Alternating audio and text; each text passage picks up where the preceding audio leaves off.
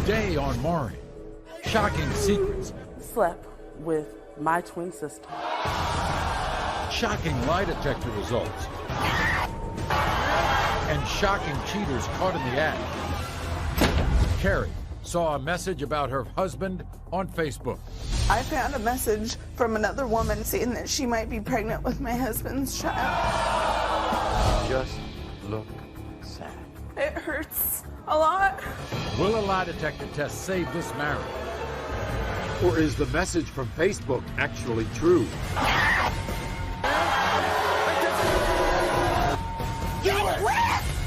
Their wedding date is all set. She's got her dress.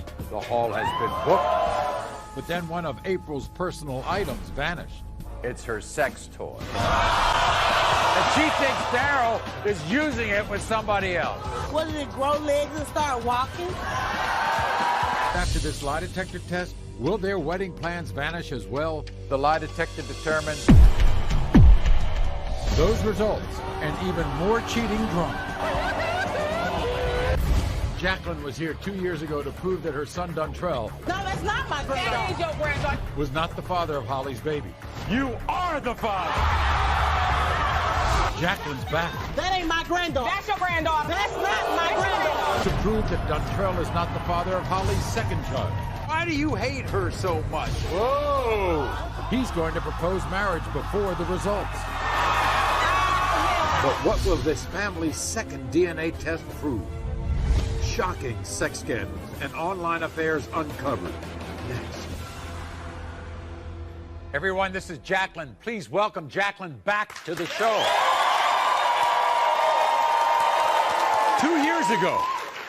2 years ago, Jacqueline came here to prove that her son Dontrell was not the father of a woman named Holly's daughter, Zachariah.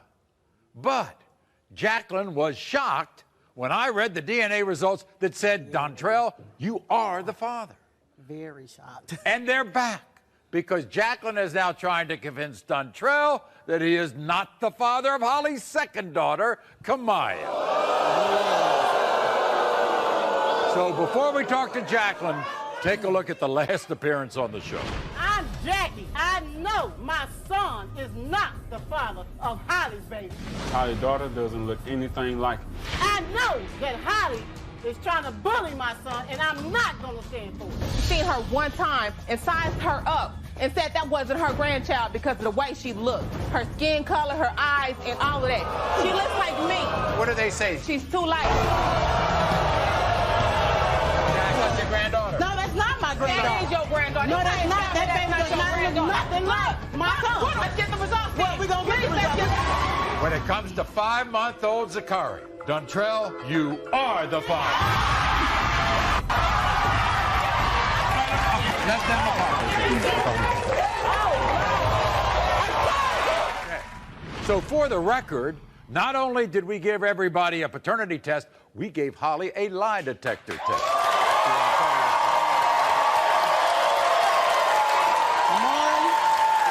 Because Jackie claims that one of the possible fathers of this baby is Dontrell's own father.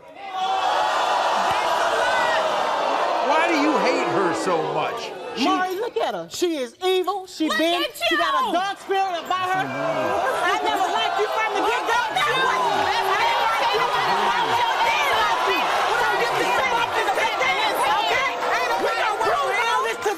But she ain't nothing but a whore.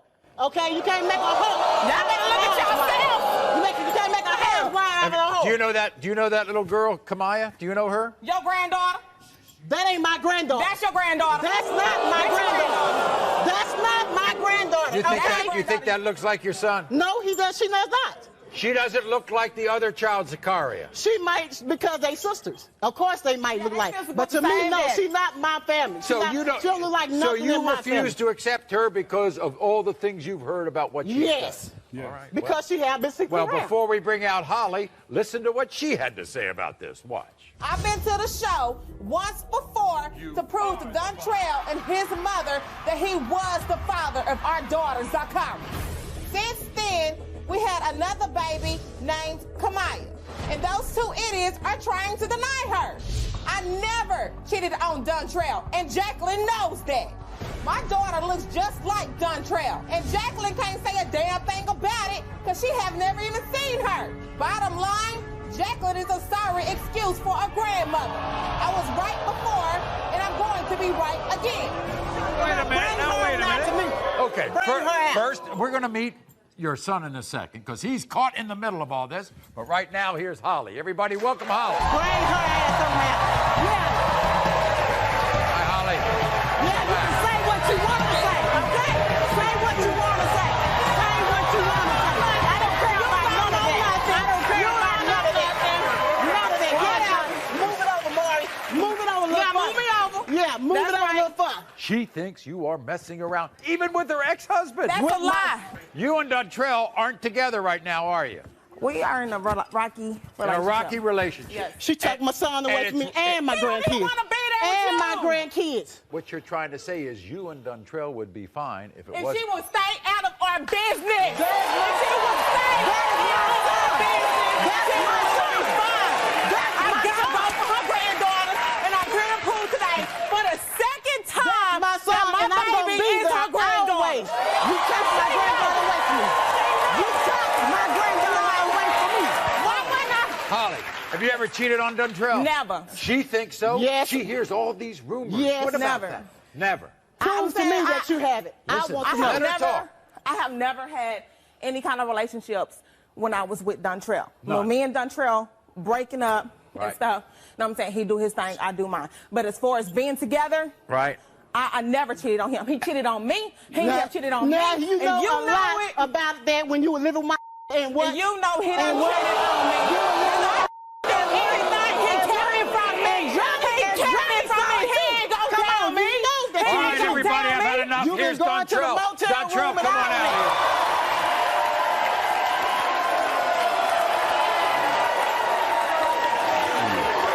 Come on, sit right there with my mama. Right there by mama. Dontrell, Right here by mama. you're caught in the middle, aren't you? Yes. Is that your child? You think that child looks like you? No. Yes. Holly, Now, you, that Yes. look at her. Look at her. No. Yes. Look at her. Yes, she is. Look at her. No. Look at here. She is not here. No. Look at my baby. No. That ain't not my baby. No, that ain't your baby. No, Y'all that can't ain't your do baby. That's not yours. That's mine. That's yours. It's his. I'm finna go and settle It's this right his, now. and it's yours too. okay. Put it Dontrell. down, sell it what right now? Whoa. What you gonna do?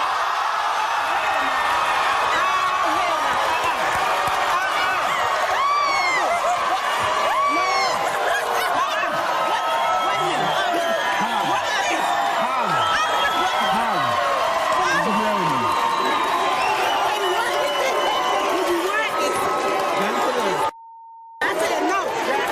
No. What the hell are you doing? Come back over here, Sarah. Dontrell. See right there. Dontrell, you don't even want to wait for the lie detector test or the paternity Because test? he know. He know. You think that you think that Holly slept with your father? No. No. Yes. No. Yes. No. That's Yes. nasty. Ain't Yes. nobody want No. him. Okay. was going- Wait a second.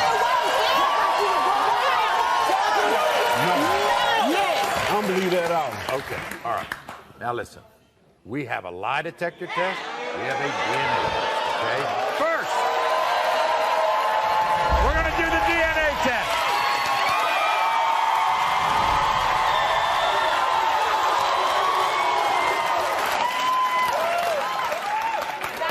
That's your baby. Yes. Yeah.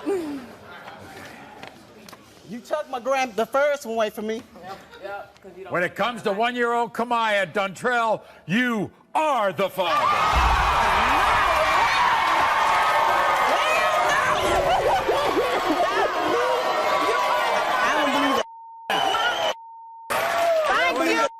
Jacqueline, I don't know about you and Holly, but I want you to get in the life of your granddaughter, okay? do something. You hear me? All right, here's the lie detector test. Let me hear it, Mom. You were asked, Holly, during your relationship with Dontrell, have you think ever had your sex ass with was- his father? You said no. The lie detector test determined you're telling the truth. Thank you. You were asked during your relationship with Dontrell, have you ever had any sexual contact of any kind with any man other than Dontrell? You said no. The lie detector determined you're telling the truth.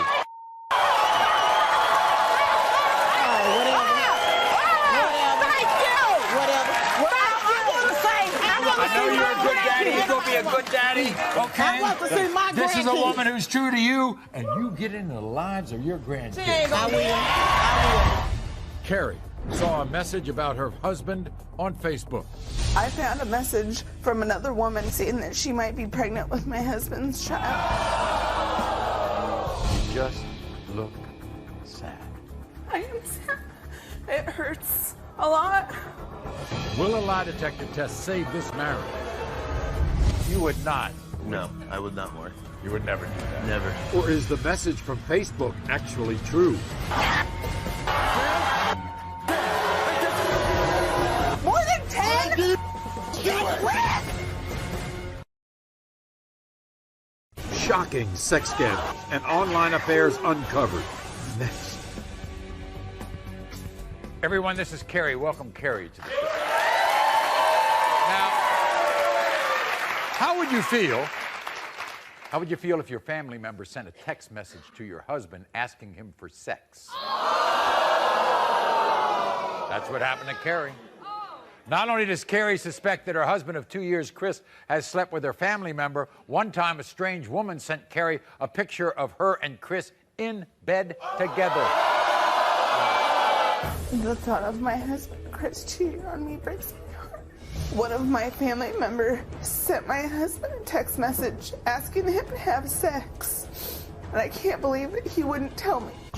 My grandmother passed away, and I needed my husband, my best friend, more than anything in the world. And he was nowhere to be found. When I needed him most, I was afraid he was in the arms of another woman.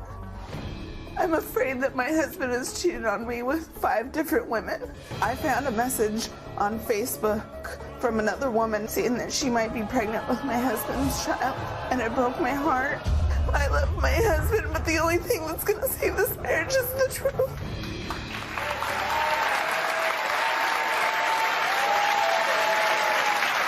You know, I'm looking at you, and you just look sad. I am sad. Now, your grandmother passed away. He didn't come to the funeral. No. He was gone. He took off for days, and I didn't know where he was at. I found him at his house. The picture you saw of him and a woman in bed, right? She sent me a picture of him and her in bed together. He finally admitted to you that he cheated on you that one time, right? Yes, he did. But you forgave him. I did, because I love him and I love my family, and I don't want my kids to grow up without a dad. This is what Chris had to say. What? My wife, Carrie, and my kids mean everything to me. And I'm hurt that she thinks I would jeopardize what we have. I admit, I've made some mistakes in the past, but I really just want Carrie to let us move forward. I would never have sex with any of her family members. And it makes me so mad that she thinks I would do that to her. Another woman texted Carrie that she was pregnant with my baby. That girl was just trying to break us up. Carrie's lost all trust in me. I can't go anywhere without her thinking that I'm cheating on her. I really miss the relationship I used to have with Carrie. And I'm hoping that she will trust me again after the truth comes out. Everybody, here's Chris. Chris, come on out. Chris, how are you?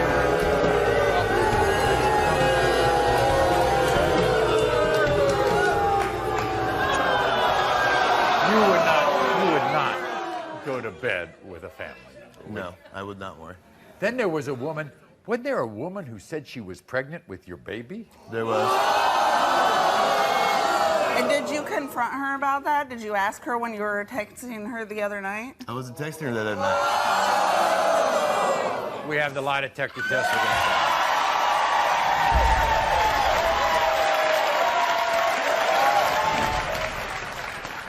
You were asked if you ever had sexual contact of any kind with Carrie's close family member. You said no. The lie detector determined you're telling the truth. During your relationship with Carrie, have you had sexual contact of any kind with your ex? You said no. The lie detector determined you are telling the truth. You were asked when Carrie's grandmother died and you claimed you were at the hospital with your ex. Were you really having sex with another woman? You said no. The lie detector determined that was a lie. I did not anybody then. It was during that week. That's not what he just said. You were asked, besides the 2 times Carrie knows about during your relationship, have you had sex with any other woman other than Carrie? You said no. The lie detector determined that was a lie more than 10 times.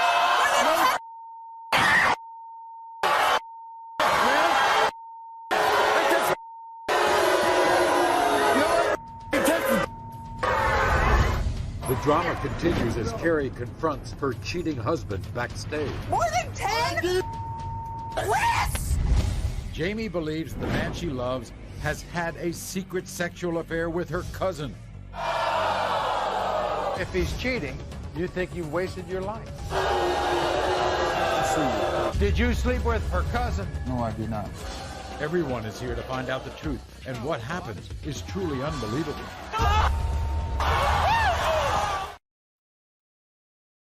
Shocking sex scandals and online affairs uncovered. Next. Everyone, this is Jamie. Welcome Jamie to the show. So this is how it went. 6 years ago, Jamie meets James. Yes, Jamie did. And she loved everything about James. So when she got pregnant with their now 2-year-old son, Jarrell, how cute is he? Jamie felt like she found the man she could start a life with. But now the life that they are living together is pure hell. Because not only does Jamie suspect that James is sleeping with one of her close friends, she also has a feeling that James is having an affair with her cousin Melinda. I've devoted 6 years of my life to my boyfriend, and I know in my heart he's cheating. No, he's distant from me. He doesn't sleep next to me anymore. He doesn't want to talk to me anymore. He talks to my friends more than he talks to me. I'm more scared of than anything is that he did sleep with my friend. You know, there's rumors and everything, but she wouldn't come to the show yesterday. I'm scared he's also sleep with my cousin Melinda. He says he loves me. I haven't been with anybody else. I'm 31 years old and I don't want to waste the rest of my life. If he doesn't want to be with me, then it is a waste, and I want to know now. I want to know, are you cheating on me? So if he's cheating, you think you've wasted your life. If he is cheating, it's over. It's over. Somebody very reliable came to you and told you that he was cheating on you with your friend. Yes, Maury, she did. Who was that? My cousin Melissa. Melissa, okay. So Melissa, how did you hear all this? Because someone came to me and told me that he was bragging about this and told them that he was happy about it. With one of her friends? With one of her best friends. You know what the other rumor is? Yes, I do. What's the other rumor? That James slept with my twin sister.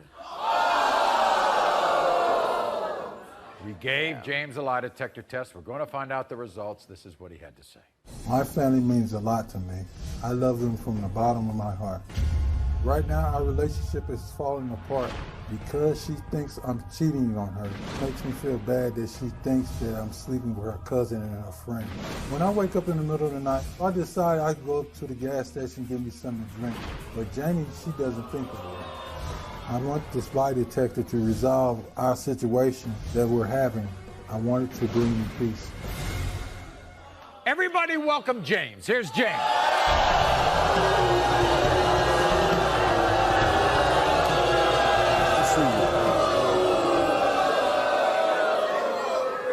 Now calm down. Y'all have a great child together. Yes, we do. Is he a good dad, by the way? Oh, he's great. He's a perfect father. He's a perfect father. But you're not doing anything. No, Maury. Did you sleep with one of her best friends? No, I did not. Did you sleep with her cousin? No. Did you get another woman pregnant? No, I did not. Here's Melinda, everybody, her cousin, Melinda.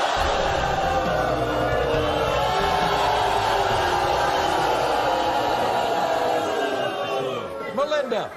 Yes, sir. She thinks, your cousin thinks, you slept with her man. How could you ever, men like James are not for me. I don't got time. But why? I don't got time. Why did You leave know 3 that. o'clock in the Jamie. morning? Why did you leave 3 o'clock in the morning? Jamie, that was with just a us? coincidence like that. You know. What do you mean? He's not your kind of guy. You think he's messing around on her? He's no good and has never been no good. 5 years. 5 years. What has she got? Yeah, she's got a baby, but you can do bad all by yourself. You don't need a man in your face to help you along. Well, let's find out the results, okay? We're going to find out right now.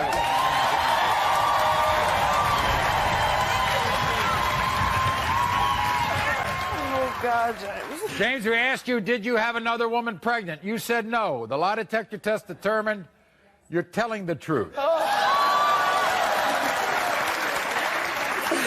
We asked you, are you having sexual intercourse with another woman when you disappear in the middle of the night? You said no. The lie detector test determined that was a lie. We asked sexual intercourse with another woman when you come home smelling funny. You said no. The lie detector test determined that was a lie. Oh, my God. We asked you, have you had sexual intercourse with one of Jamie's friends? You said no. The lie detector test determined that was a lie. Jamie, we asked James, have you had any type of sexual contact with Jamie's cousin Melinda? You said no. The lie detector test determined you're telling the truth. See? That's what I'm talking about. I would have never did that like that. I'm sorry. We'll be back right after this. They asked you by name, James. They asked you by name. You passed on Melinda. Why didn't you pass on, why didn't she come? Why didn't she come here, James? Because she didn't want to come. Because she was going to take a lie detector you test. talk to her You don't know every- you passed on Melinda. You passed on Melinda, but you didn't pass. You tested. They asked you if you slept with Melinda, and then you said no, and you passed. At all. You passed, Okay. but you did not pass on. Why? Jamie's afraid her family will be ripped apart because her fiancé is having secret sex with other women. Will the lie detector test save their wedding? Or cause it to be called off forever? Their wedding date is all set. She's got her dress. The hall has been booked. But then one of April's personal items vanished. It's her sex toy. And she thinks Daryl is using it with somebody else. What, did it grow legs and start walking? After this lie detector test, will their wedding plans vanish as well? Will the lie detector determine?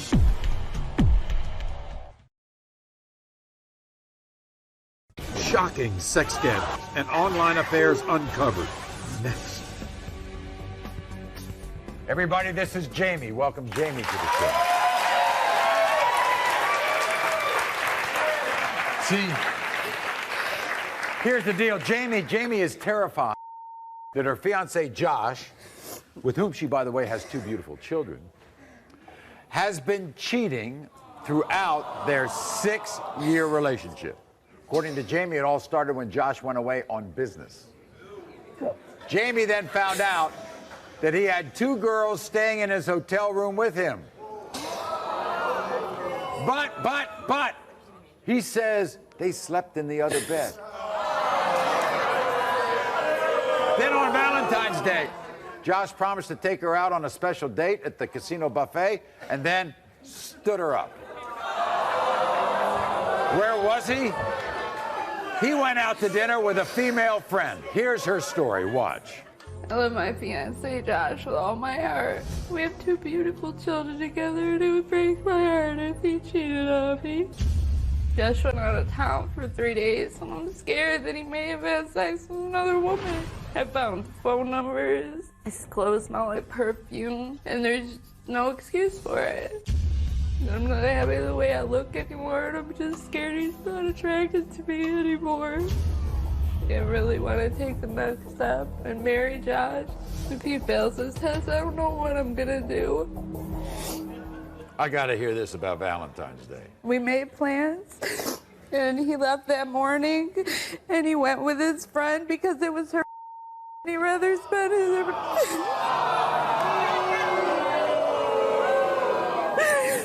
He'd rather spend her with her instead of Valentine's Day with me, and I sat at home waiting for him. If you're suspicious of somebody, why would you have 2 kids with the person? Because I never had proof. This is what Josh had to say to my producers once. Jamie and my family mean the world to me, and I would never do anything to hurt them. She's become so controlling that I've lost all my friends. I do admit that I love the female attention, but I've stayed faithful to Jamie throughout the entire relationship. When I left town for work, there may have been guys that hooked up with other women on that trip, but I didn't. I do feel bad for standing Jamie up on Valentine's Day, but it was my friend's. Jamie is extremely overdramatic and controlling, and it gets to the point where I don't even think I can handle it anymore.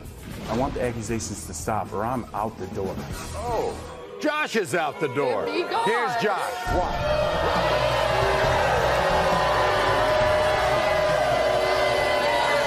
Josh, I love this. So, Valentine's Day was a big mistake. You admit it, but nothing happened. Yeah, definitely. All I did, it was my mutual friend. I knew her for a period of time, so we just went and hung out.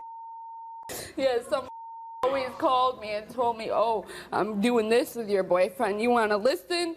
No, you don't. That's not a friend. That's not a friend. But nothing ever happened. That was just talk. She was just trying to make you angry. So in other words, what you're saying, Josh, in your relationship, you haven't cheated. I've never cheated on Jamie the entirety of our relationship. And how bad is it getting at home with all these accusations? Well, it's so bad. Like, I go to work and I come home and it's just not enough. Like, I'm always at home and she thinks I'm always out with somebody else every time I leave the house. Because everywhere you work, you're always messing with a girl. That's all in the past. We need to look forward. We have 2 kids. And I love you. I come home I every need day. to know if you're cheating. We're going to find out right now.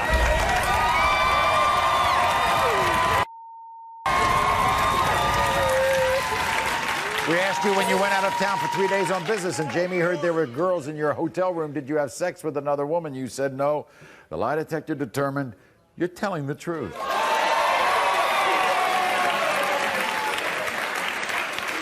We asked you during your relationship with Jamie, have you ever had sex with a woman you met on the internet? You said no. The lie detector determined you're telling the truth.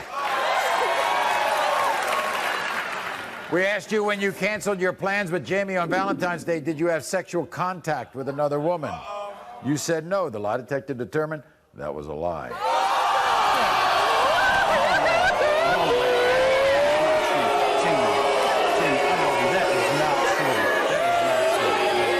We asked you during your relationship with Jamie, have you ever had oral sex with another woman? You said no. The lie detector determined that was a lie.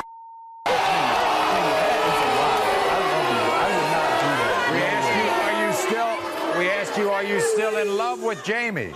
You said yes. The lie detector determined that was a lie. And we asked you, do you see yourself spending the rest of your life with Jamie? You refused to answer the question. I wouldn't do that We'll be back right after this. I love you. It's not true.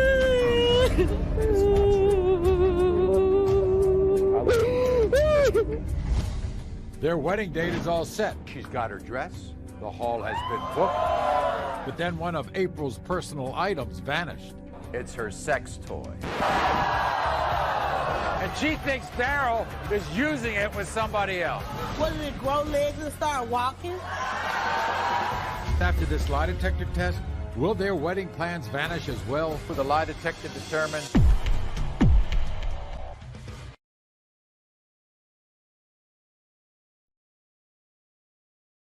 Shocking sex scandals and online affairs uncovered. Next.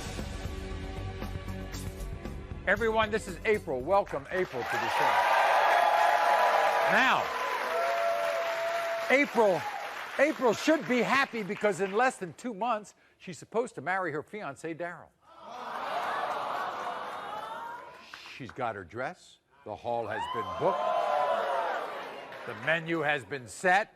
But after today, all of that may go to waste because April suspects that Daryl is cheating. This came about because she found a suspicious email on Facebook.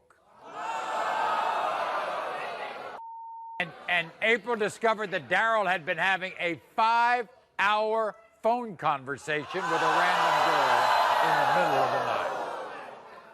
And on top of that, April all of a sudden lost a very personal item, and she doesn't know where it is. It's her sex toy. And she thinks Daryl is using it with somebody else. You really think he used it with somebody else? Well, it came up missing, Maury. I looked for it everywhere. But that's a personal item. I know, and that's disgusting if he's using it with someone else. I have looked for it over and over. We have moved. I cleaned the whole house out, and I didn't find it. What, did it grow legs and start walking? This is ridiculous. And he said what? I don't know where it is. He said he doesn't know where it is. And only me and him know where it is. I hide it. Where you had it. Right. Yes. In a certain spot. Yes. Okay. And I put it in that same spot every time, and it's not there. Not there. And the wedding is all planned. But I am not going to get married to someone I think is cheating on me.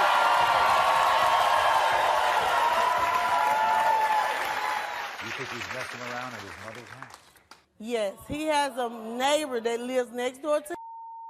And I look at his text messages. He got a message from her. She says, "Can I tell you something?" So I replied. I said, "Yes, you can tell me anything." So she says, "Is April around?" I said, "No." So she texts back and says, "I'm for you." Maury.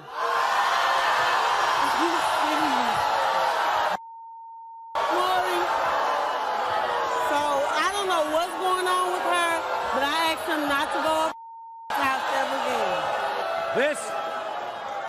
This is what Daryl had to say. Watch. I don't think there's a man on this planet that could love a woman more than I love April. The only problem is she got a syndrome I call fragmentation. It's dementia times 3. April is so paranoid that she checks all of my information to see if I'm cheating on her. But the thing is, I'm not. She's so crazy. She think I would take her sex toy and give it to another woman. I have my tuxedo ready, my best man is ready, and I will be walking down the aisle as soon as the results are in. By the way, I love his voice. Here's Daryl. Daryl, come on out. He's down.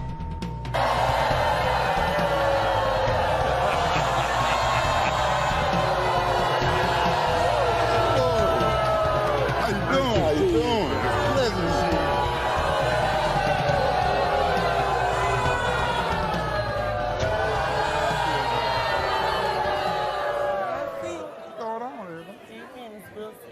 Now I like his smile, too.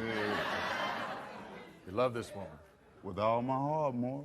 I asked her to marry me. I wouldn't ask any woman to marry me. I wouldn't put a ring on any other woman but April. Okay, why is someone texting you that she's... I can't control it. I was texting her. Because you're going to be blaming me. That's why I can't answer the phone when you call me. You didn't remove any of her personal belongings. You know what I'm talking about. Of course not, Maury. I don't know what happened to her toy. We're going to find out.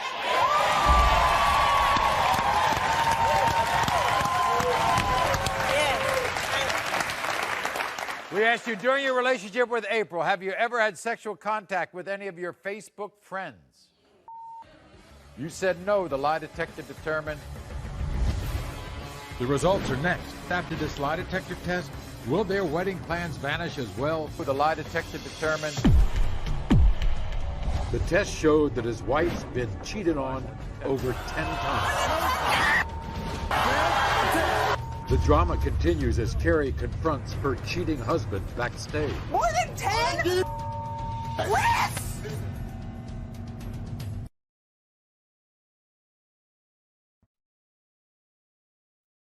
Shocking sex scandals and online affairs uncovered. Next. Everyone, this is April. Welcome, April, to the show. April should be happy because in less than 2 months, she's supposed to marry her fiancé, Daryl. But I am not going to get married to someone I think is cheating on me. I don't think there's a man on this planet that could love a woman more than I love April. I have my tuxedo ready, my best man is ready, and I will be walking down the aisle as soon as the results are in. We're going to find out. We asked you, during your relationship with April, have you ever had sexual contact with any of your Facebook friends? You said no. The lie detector determined you're telling the truth.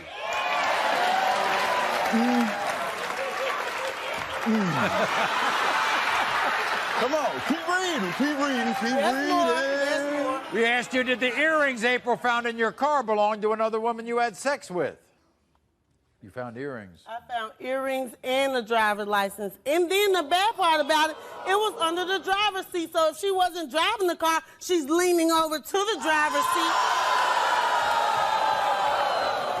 We asked you, did the earrings April find in the car belong to a woman you had sex with? You said no. The lie detector determined you're telling the truth. What I tell you, baby? What I tell you, baby? Everything. We asked you, did you give away April's sex toy to another woman that you were having sex with? You said no. The lie detector determined you're telling the truth. Not that type of guy, Maury. I'm not that type of guy. You gotta find it. It's gotta be lost. We asked you, during your relationship with April, have you had any type of sexual contact with any other woman? Does that say everything? It says everything, Maury. Daryl, you said no. The lie detector determined you are telling the truth.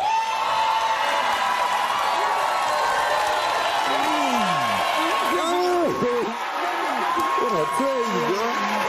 What I tell you, baby? What I tell you. 100%, baby. That's faithful. Okay. Get that dress out. Call up the wedding hall. I tell you, it's going down in December, baby. There you go. Yeah. I'm so happy for both of you. Thank you so much, sir. The test showed that his wife's been cheated on over 10 times. The drama continues as Carrie confronts her cheating husband backstage. More than 10? Shocking sex scandals and online affairs uncovered. Next.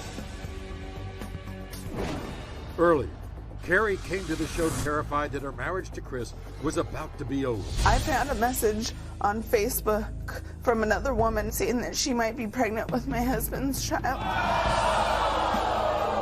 Just look sad. I am sad. It hurts a lot. Chris took a lie detector test to show his wife he's never cheated. You would not. No, I would not, more. You would never do that. Never. But the test determined Chris was not telling the truth. Have you had sex with any other woman other than Carrie? You said no. That was a lie more than 10 times.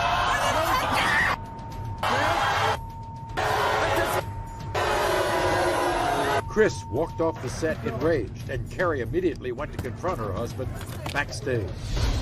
More than 10? Chris! Listen. You just said it! No, I don't want to be dead, Carrie. I want to work this out. No, how many girls? That's why I came here. How many? 3. I told you. I want to save our family, Carrie. That's why I What came here. did you think about us when you were doing it? What? I've never, ever cheated on you. Ever. And I always take you back. I hate you. I can't believe you do this to me. We're done then. We're done then. We're done then. It appears that Carrie's worst fears about her marriage ending have come true. Keep watching future shows for their update. Until next time, America.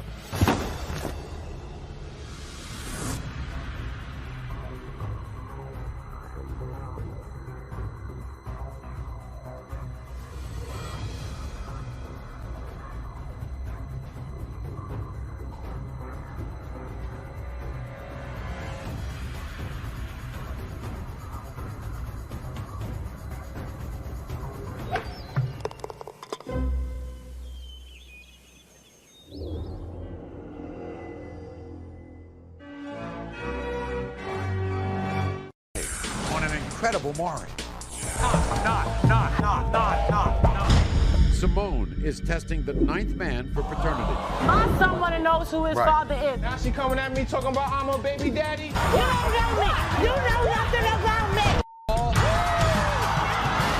He's a baby making machine. Women say I got 10 different kids out there. I know they're not all mine. You are the father. A second woman has come forward to prove Carlos is her baby's father. He don't know when to keep it in his pants. Yes, he is. Yes, he is. When John found out their son may not be his, he lost all control.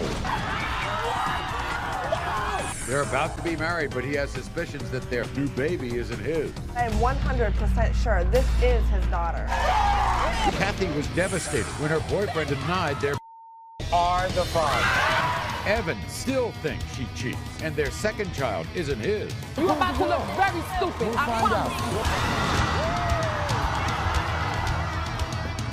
promise. Does this woman look familiar? Simone has given paternity tests to 8 different men, all of whom have been proven not to be the father of her son, Louis. So today, Simone is back, and we have given a 9th man, a man named Paul, a paternity test. So here's the thing. Paul is here with his wife, Raylyn, and Raylyn is furious that Simone is trying to ruin her marriage by pinning a child on her husband. So before we find out the results of this 9th paternity test, take a look at Simone's last 8 appearances on the show. Simone, you're sure he's the father? Okay. I know he is the father. Jason, you are not the father.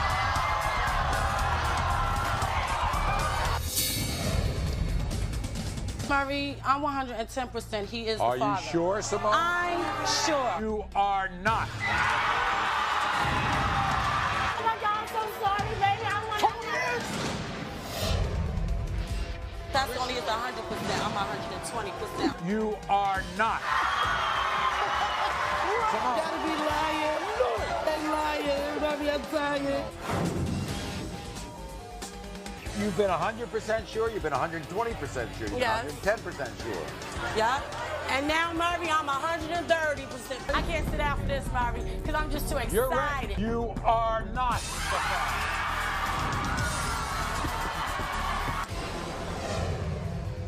father. Leslie, you are not the father.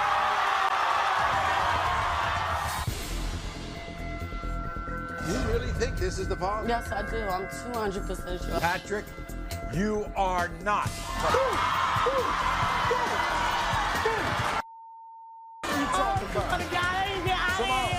You need to apologize. Simone. I am sorry, Pat.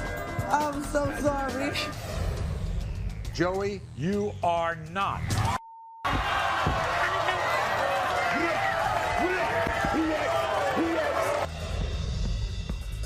Joe, you are not.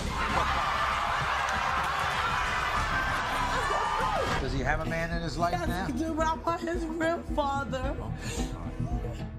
Now, I give Simone credit. She has come out here time and time again, but she's trying to find the father of her child.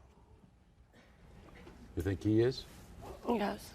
You do? I think this is it. Did you talk to Paul about this? I have tried to talk to, but every time I try to call his house and say that Louis possibly could be his wife was very rude to me, so I couldn't get a chance to talk to him. Do you know her? No, I don't know. Let me tell you something, you little rotten ass.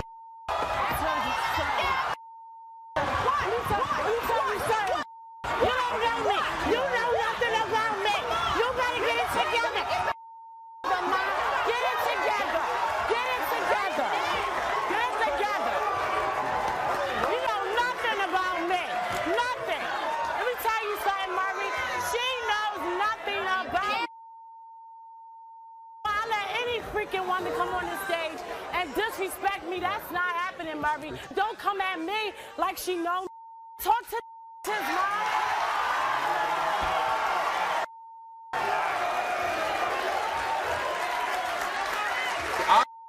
You have made it a cause in your life to find the father of your child. Yes, and I live every day, Murray. I live every day trying to wonder who's the father of my son, and I make it every day, and I made plenty of mistakes, but that does not stop me being a good mother and a father to my son.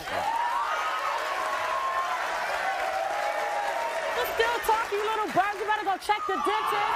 Check the dentist. Little bird. So before we bring Paul and his wife out here, this is what Paul and Raylene had to say about Simone's accusations. I'm Paul, and I'm the 9th man to be tested for Simone's baby son, Louis. I'm Raylene, and there is no way in hell that my husband could be the father of Simone's son. When I first met Simone, it was just sex. I moved on, I got a wife, I got a family now, and now she coming at me talking about I'm a baby daddy? Oh, hell no.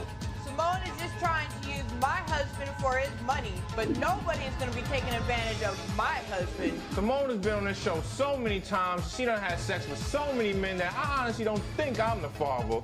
Simone, this is not Paul's child. And when this test proves that I'm not the father of your baby, you need to leave me and my family alone. Okay, I'm going to move these, and Paul and Raylene are going to come out here. All right? Here they come. Raylene, now you be quiet.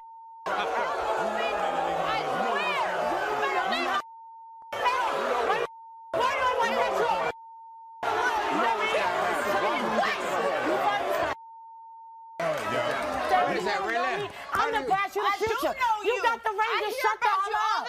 You got the ring. Maybe she got the ring on. Why is she beefing at me?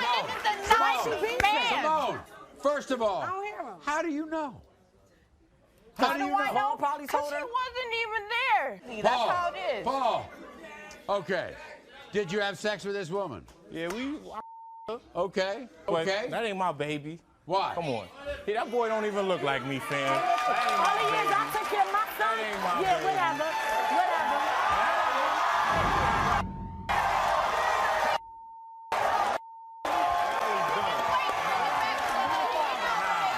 She getting wrapped up.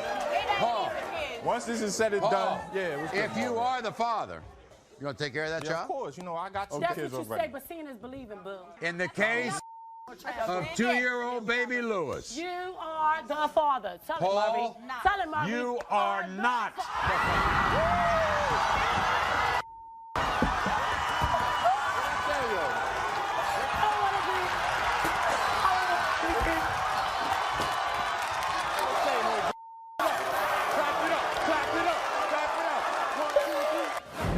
Murray, what am I love my son. I know you love your son. Father's father. I know you do. Okay, and we'll continue to help you find her. We will continue to help you find her. Boy, he's the baby-making machine. Women say, I got 10 different kids out there. I know they're not all mine. You are the father. A second woman has come forward to prove Carlos is her baby's father. You saw him on the show. What you think? I didn't understand why he would do this to another woman. My son. My kid. Yes, Not he my is. kid. Why is everybody trying to pin their baby? Yeah, that's what I'm saying. Do Why I look they like a pinning sperm your- bank or something? Carlos.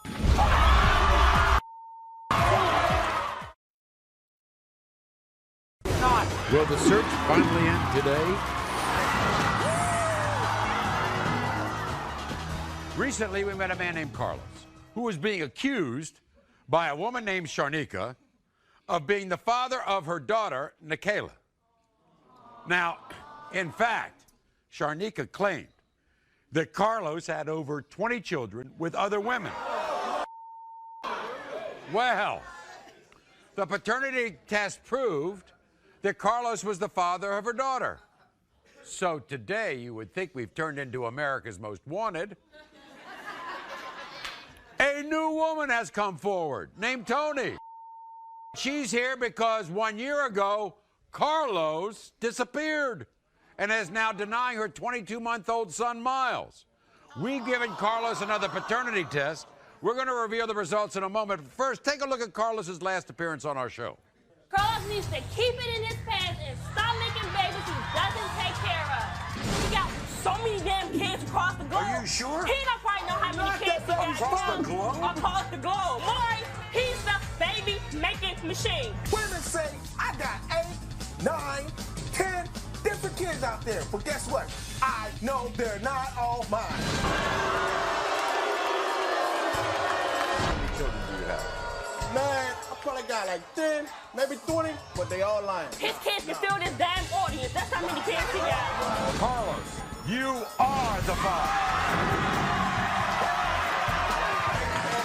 What you running for? What you running for? Child support move up. Now you look stupid. Your ass should have been hiding behind a damn curtain when you just everybody. So you proved your point. Does this mean I'm going to see you again with those other women? Yes. Yeah, we need to do that and take care of that. He knew. And who knew? And that's when I say, is this show turned into America's Most Wanted? Because Tony watched the show. And all of a sudden, she sees the guy who disappeared on her after she gave birth to his kid. Now, when you saw him on the show, what'd you think? I was shocked. I was upset. I didn't understand why he would do this to another woman. He had already done it to me and probably dozens other. And to see him on TV really, really shocked me. Well, this is like Carlos Appleseed. I mean, he's spreading everything. Right. Carlos is... Right. Carlos Appleseed. He don't know when to put it away. He don't know when to keep it in his pants. You and Carlos have another child. Yep. He admits to that child. Mm-hmm. Right? Yes, he does. But this youngest child, what, doesn't admit to? No, he doesn't. He says Miles is in his. Miles is how old? Miles is 22 months old. So he hasn't seen Miles in 22. When did he all of a sudden leave? Not my Carlos, child. you know damn well this is your son. You know it's your son. Yes, you do. No. He wasn't there for the birth.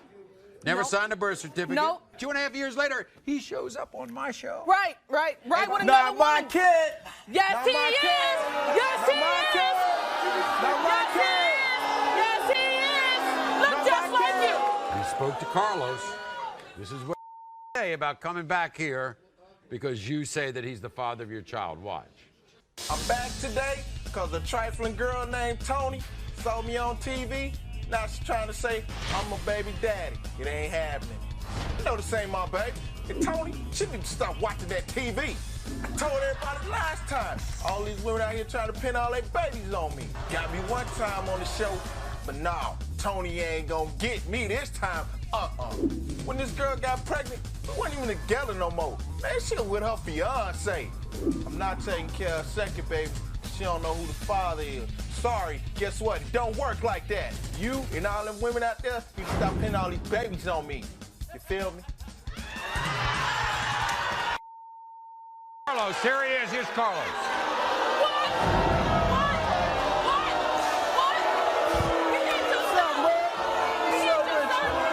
What's up with you?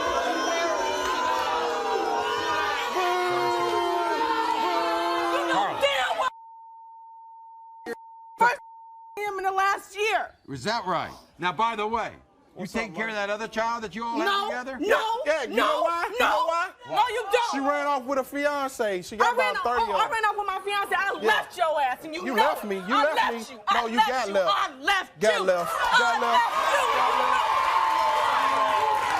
You know I left You got left.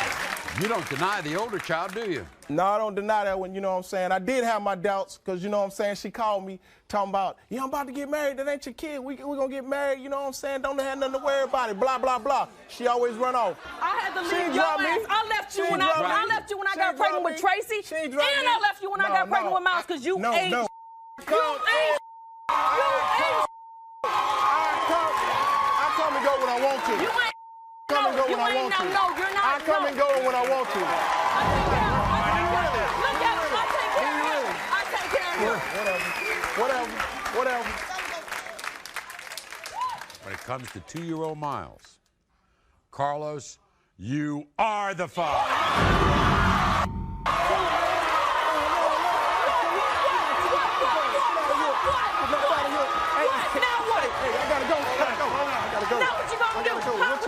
What you mean? No, I'm getting out of here.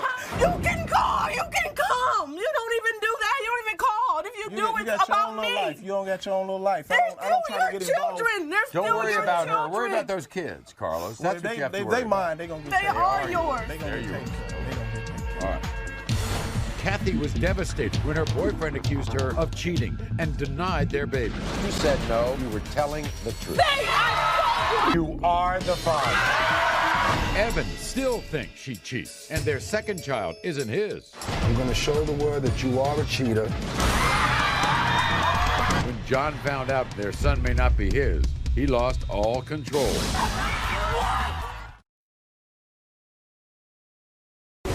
Will the search finally end today? This is Kathy. Now, almost 2 years ago, Kathy sat in this very seat, desperate to prove to her boyfriend, Evan, that she was not cheating on him and that he was the father of her 4-month-old daughter, Selena. And Kathy, by the way, Kathy did just that. She passed the lie detector test, and the DNA test proved Evan to be the father of Selena. So, this is supposed to be the end of that story, and why are they back? Because since then, Kathy has had another baby, 6-month-old April. And now Evan, who hasn't learned his lesson yet, is denying this child. He says this child isn't his. So Kathy has been given another lie detector test, and we've given all of them a DNA test, and we're going to hear both results shortly. But first, take a look at the first appearance on the show with them. Your life's a living hell. Yes, every night he wakes me up saying that I'm cheating on him. If I get up to make a bottle for my baby, he's saying that I'm out having sex in the hallway. I can't even get up to go to the bathroom to pee because if I'm gone for 1 minute, I'm out having sex. He tells me every day that this baby's not his baby. He puts baby powder on the bathroom window to see if I'm opening the window to go out to the fire. There's no doubt in my mind that my girlfriend Kathy has been cheating on me. Aside from her cheating, she's trying to tell me that I'm the father of her baby. There's no way. How positive are you that she's cheating? I'm positive. I'm 100% positive in my heart. We asked you if you've been sleeping with any of Evan's family members. You said no. You were telling the truth.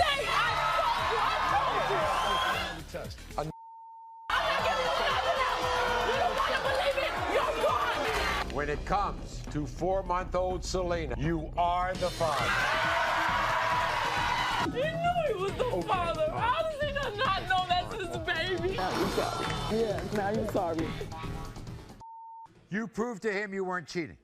You proved to him that he was the father of your child. You live with this guy, and you're back. Why are we back here? Because now he's denying the second baby, and he's saying I'm still cheating on him. And cheating He said that I manipulated the first test. How'd you manipulate it? He said I'm a good liar, and I found a way to manipulate the test to where I was telling, they came out I was telling the truth when I wasn't. This guy is some... It's gotten worse. It's gotten worse. How's it got worse? He accused me of sleeping with more family members now. Other family members?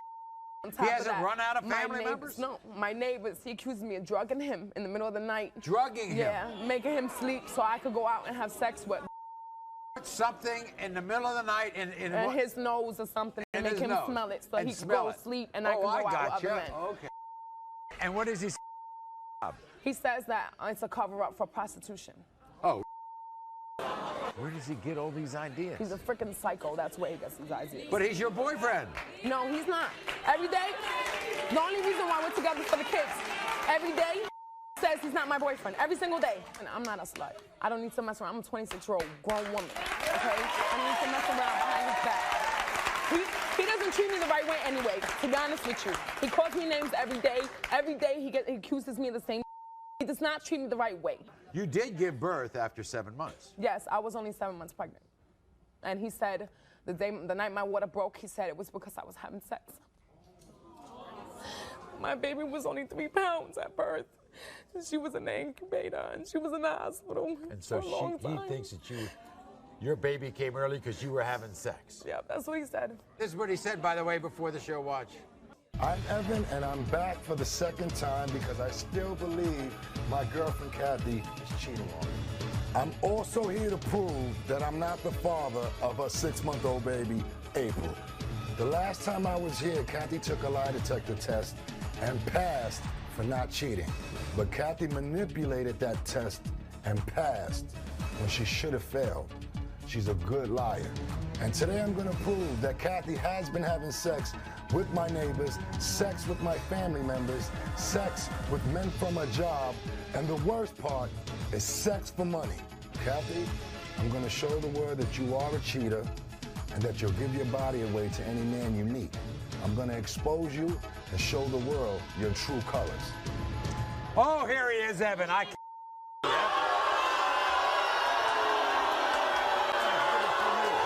How you doing?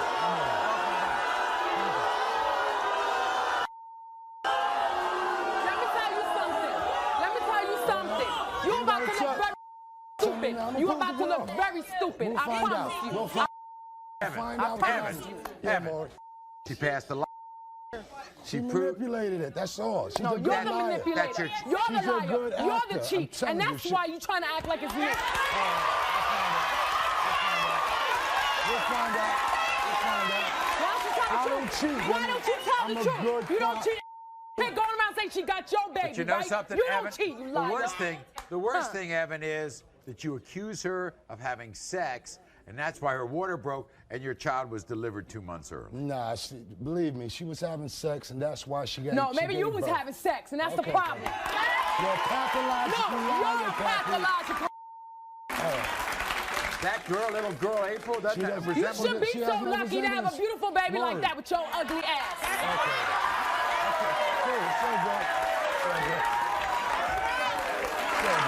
I lock my doors at night. You don't lock when nothing. I wake up in the You middle don't of lock the night, I nothing. check the door, the door's open. He's a Plus, liar. the doorknob is greasy. He's like a she liar. rushed- Greasy. like she Greasy rushed from you. in. Greasy from you. Greasy from you. Greasy. It Your sounds face is crazy. And she drugged you. It sounds crazy. And she's drugging you in the middle of the night? Listen. Yeah, I'm drugging him. I go to sleep, I wake up dizzy, and sometimes my nose even bleeds. You Right. know? And so Come on. you think She's drugging me so I can sleep longer. You're not so I can worth fall it. into You're a not deep worth sleep. all of that. Okay. Go ahead, Maury. The most important thing to me is to prove to you that that's your child, if that's your child. It's not, though. I know It's not. I know it's not. We're going to find out right here.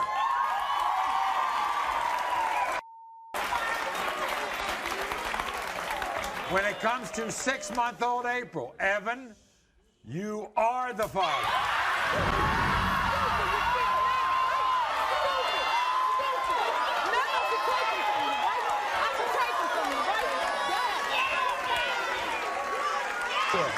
You want the lie detector result?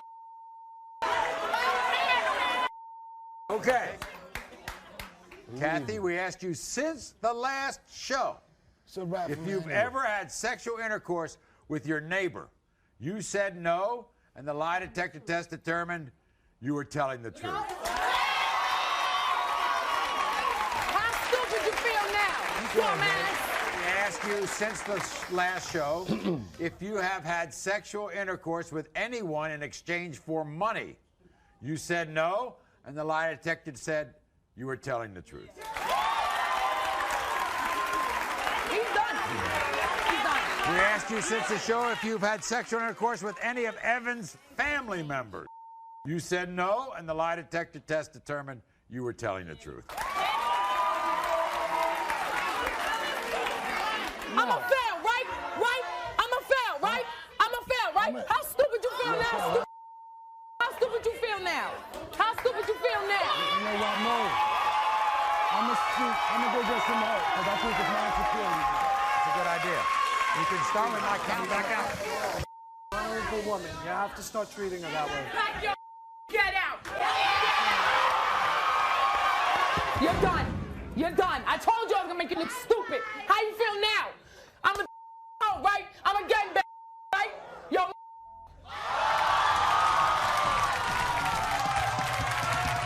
When John found out their son may not be his, he lost all control. They're about to be married, but he has suspicions that their new baby isn't his. I'm here today for the third time. I'm back here for the second time because Tessa's trying to pin another baby on me. Jamel. Will the search finally end today? Now, you might recognize the man sitting next to me because this is going to be John's third appearance on our show. See, John first joined us after he walked in on his girlfriend Buffy and his best friend who were engaged in a sexual act.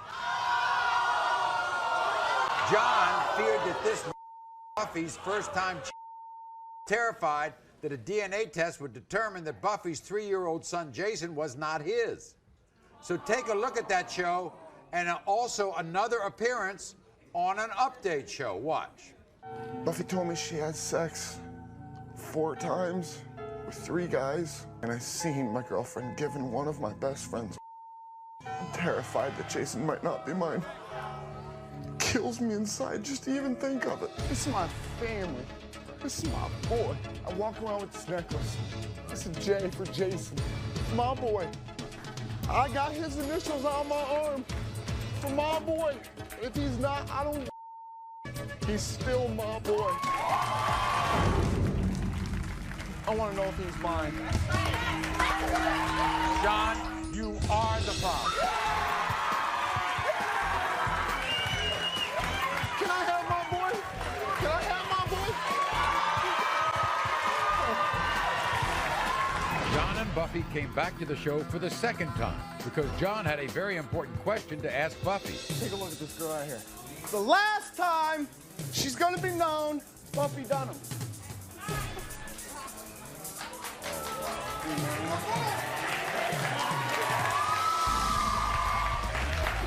Look at that. All right. After that show, John and Buffy planned their wedding. In fact, they are supposed to walk down the aisle in 2 weeks. So why would John be back here? I mean, he's about to say I do. He's asked us, believe it or not, for another paternity test. This time for Buffy's new baby, 2-month-old Jory. You were ready to get married, and now you're back. Yep. Why? I need to know that that's my daughter before I get married. Well, why wouldn't it be your daughter? During the sexual relations with my best friend, as you've seen, she became pregnant with Jory during the time of that. Oh, I see. You told our producers you can't get close to this little girl. No, I can't. As much as I saw you and Jason, the way you bonded, the way you love that boy, you can't love this girl?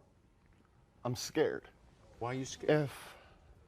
If she's not mine, yeah, it'll break my heart. Does she look like you think? No, well, kind of. Her hair is really dark, and her eyes are really dark. Jason's hair is light? Jason's got blondish red hair, and he's got light blue eyes like myself and Buffy. Yeah. She's got really, really dark eyes, really dark hair. Don't tell me it looks like your friend. He's got dark eyes and dark hair. Uh-oh. Before we bring Buffy out, this is what she had to say about John wanting another paternity test. Watch. This is my 3rd time back on the show, and I cannot believe that I am back here again. My fiance John is now saying that our 2-month-old daughter is not his. He says he won't walk down the aisle and get married to me until I can prove that this is his daughter. Our entire wedding is planned. I can't believe he's pulling this crap. I admitted to cheating in the past, but I am 100% sure this is his daughter. I'm sure she said that to you before, but you still have this doubt. She has said to me numerous times, well, what happens if we get out there and it's not yours? What's going to happen with us? If she is 100% sure that's my kid, then why in is she telling me that what am I going to do if it's not? Here's Buffy.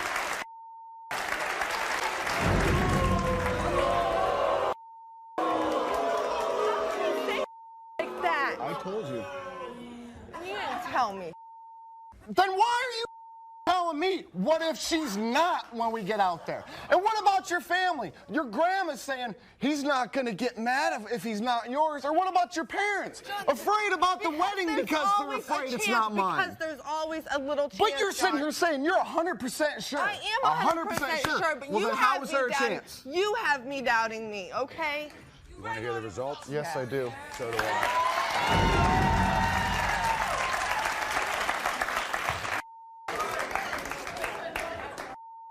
When it comes to 2-month-old Jory, John, you are the father.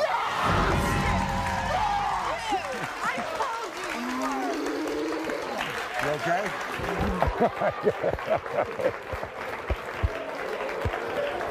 I told you. You okay? I'm here today for the third time. I'm back here for the second time because Tessa's trying to pin another baby on me. Jamel. Last time I was here, my wife confessed she cheated on me. They're back to find out if their new baby is his. Not. Will the search finally end today? This is Tessa, and this is Tessa's third time on our show. Now, first she came to the show desperate to prove to the love of her life, Jamel, that he was the father of her son, Jamel Jr. Unfortunately, he was not. Luckily, Tessa did prove that a man named Maurice was little Jamel's father.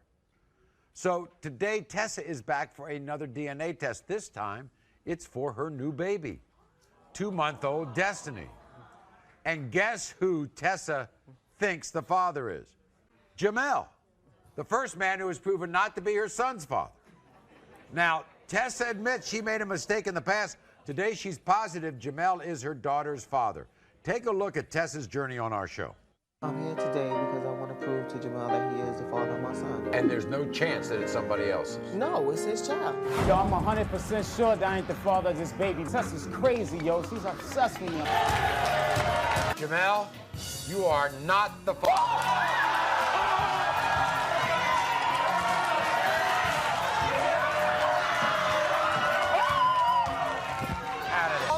Right now, yes I am. But you know what? Now I ain't gotta worry about being hurt no more because now he knows. And now I know. And that's just that. It's final.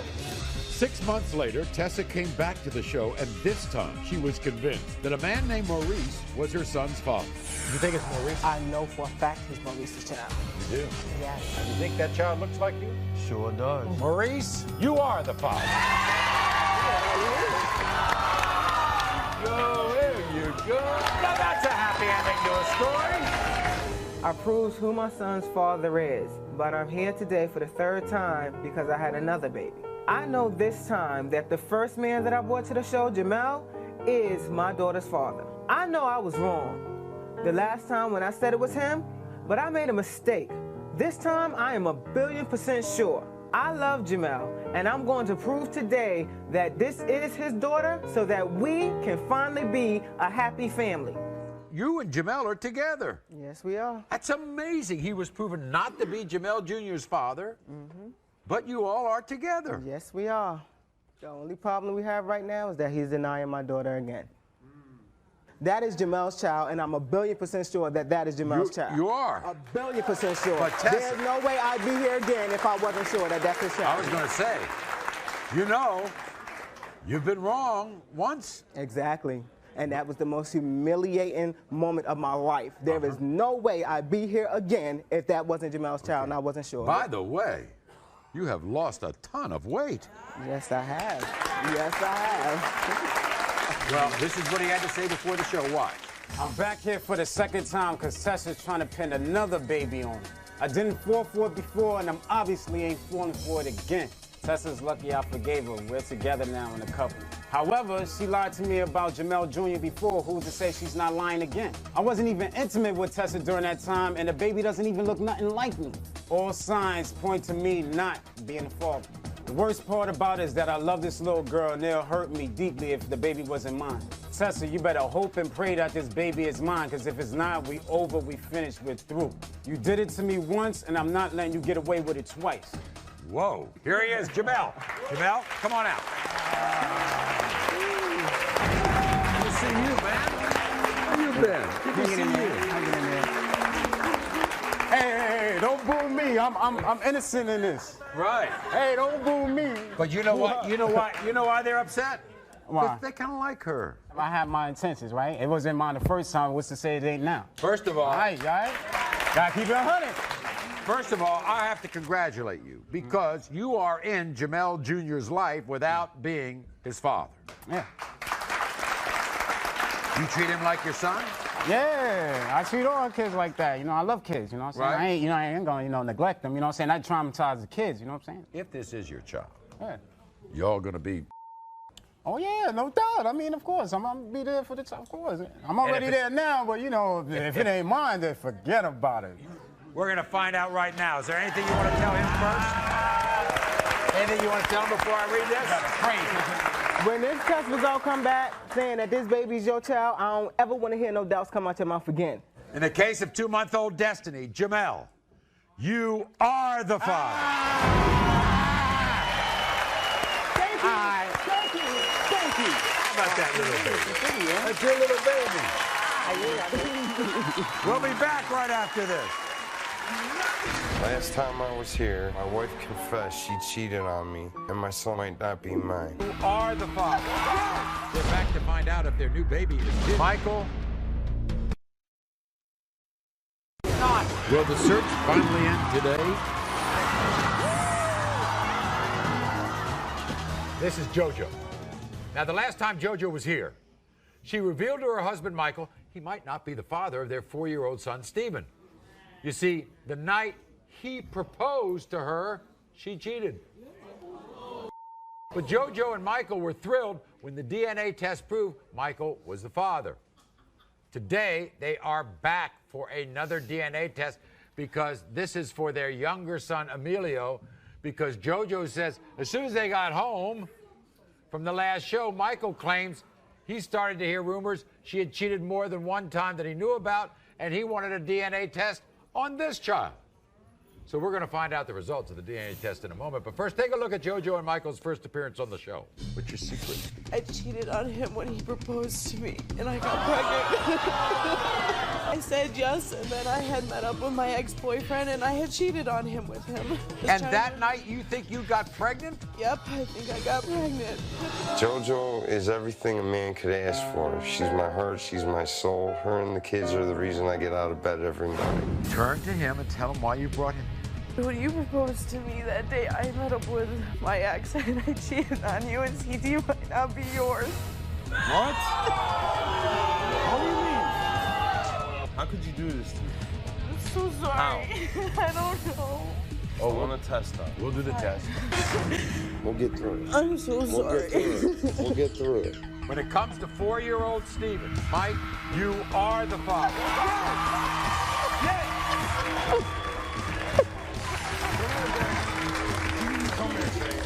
You have no doubt that he's...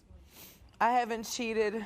I did it once, and I learned my lesson. I have not done it since. So what are these... When he starts talking like this, what's it been doing to the marriage? What has it done in my marriage? We don't have a marriage. We don't even sleep in the same room. Do you think if you prove to him that this is his child, he'll start to forgive? I hope.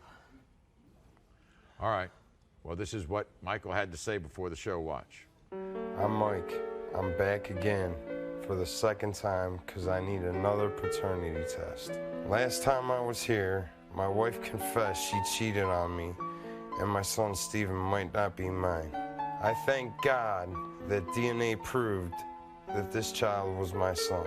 I thought this was all behind us until I heard rumors that my wife JoJo cheated on me more than one time. Then the rumors got even worse that Emilio, my 3-year-old, might not be mine. Every time I look in Emilio's eyes, I don't see myself in him, and it scares me to death. My marriage is falling apart over this. We don't even sleep in the same room anymore. If this child isn't mine, our marriage is doomed, and we will get divorced, and it will be over. Here's Michael. Michael, come on out. Michael, good to see you. Good to see you. Welcome back. Now, Michael, you just think it's in your nature that you're having a hard time forgiving her? No. So you think that you are capable If you in your head believe that it was one time, if you are capable to begin to forgive her. Yes. Well, let's find out then. And conversely, you have said, if this is not your child, there's no marriage. We're done. When it comes to 3-year-old Emilio, Michael, you are the father. I told you. I'm sorry. I'm sorry. Come here. I'm sorry. You're a fool. I'm sorry. Did you hear him? You hear him, I'm JoJo? sorry. Hear him. Listen to him. I am sorry. I want an apology on your knees because you know I told the truth for once. I'm sorry. You mean it? Yes. Perfect. Good. We'll be back right after this. Will the search finally end today? Are you...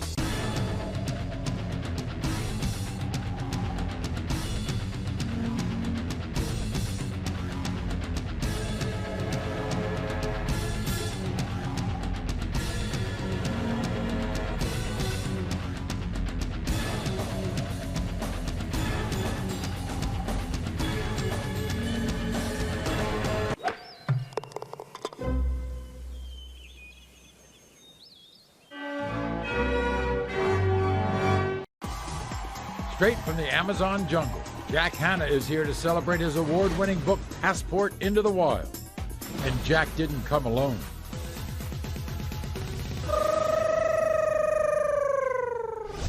Because he's brought some of the scariest. Why is he looking at me? Some of the youngest. It's a baby lion. I haven't held a baby in 15 years. Oh, that's so cute. And some of the strangest animals from the entire wild kingdom.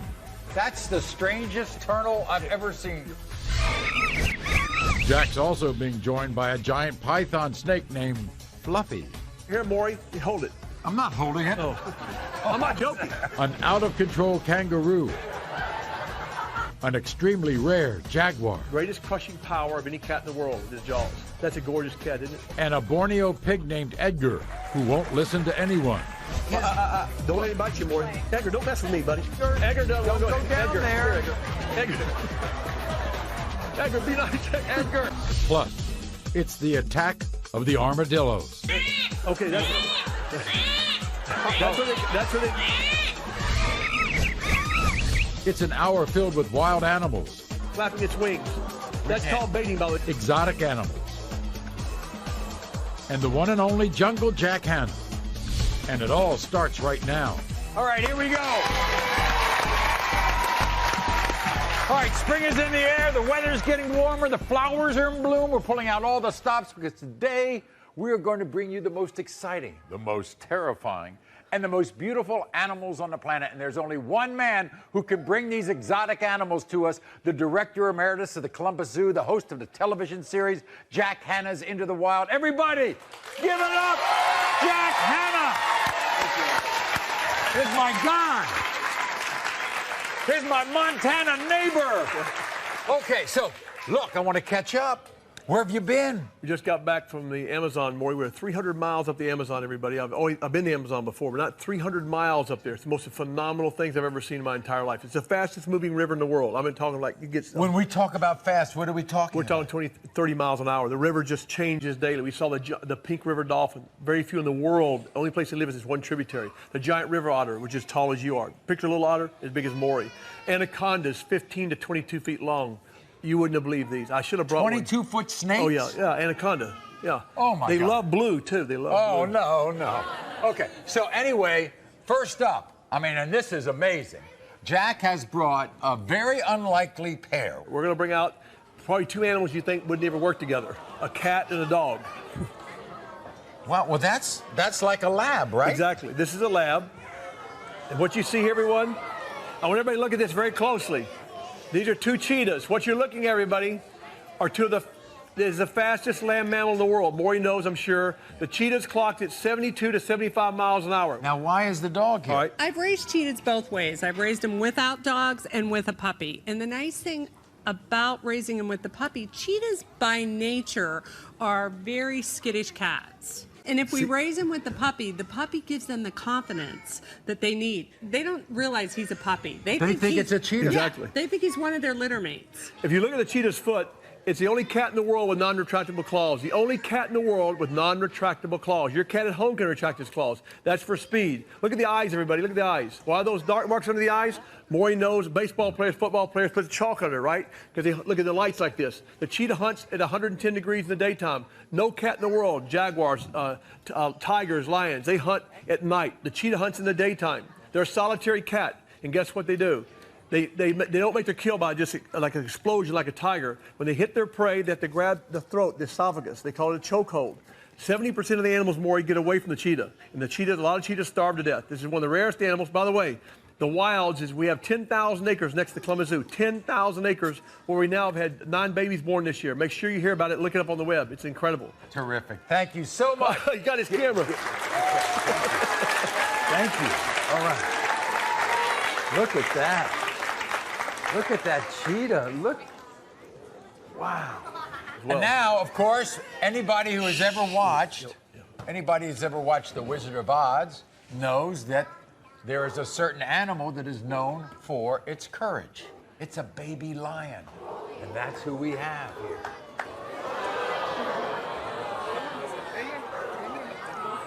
This is an African lion, all right? It's only about, this cat's probably about a year old. The cat is called the king of beasts, everyone, the king of beasts.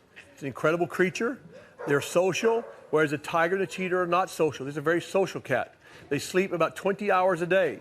The rest of the day is either spent breeding or eating or trying to find their prey at nighttime when they hunt. They're a beautiful creature. This is a gorgeous one, isn't it? Just beautiful. Just great.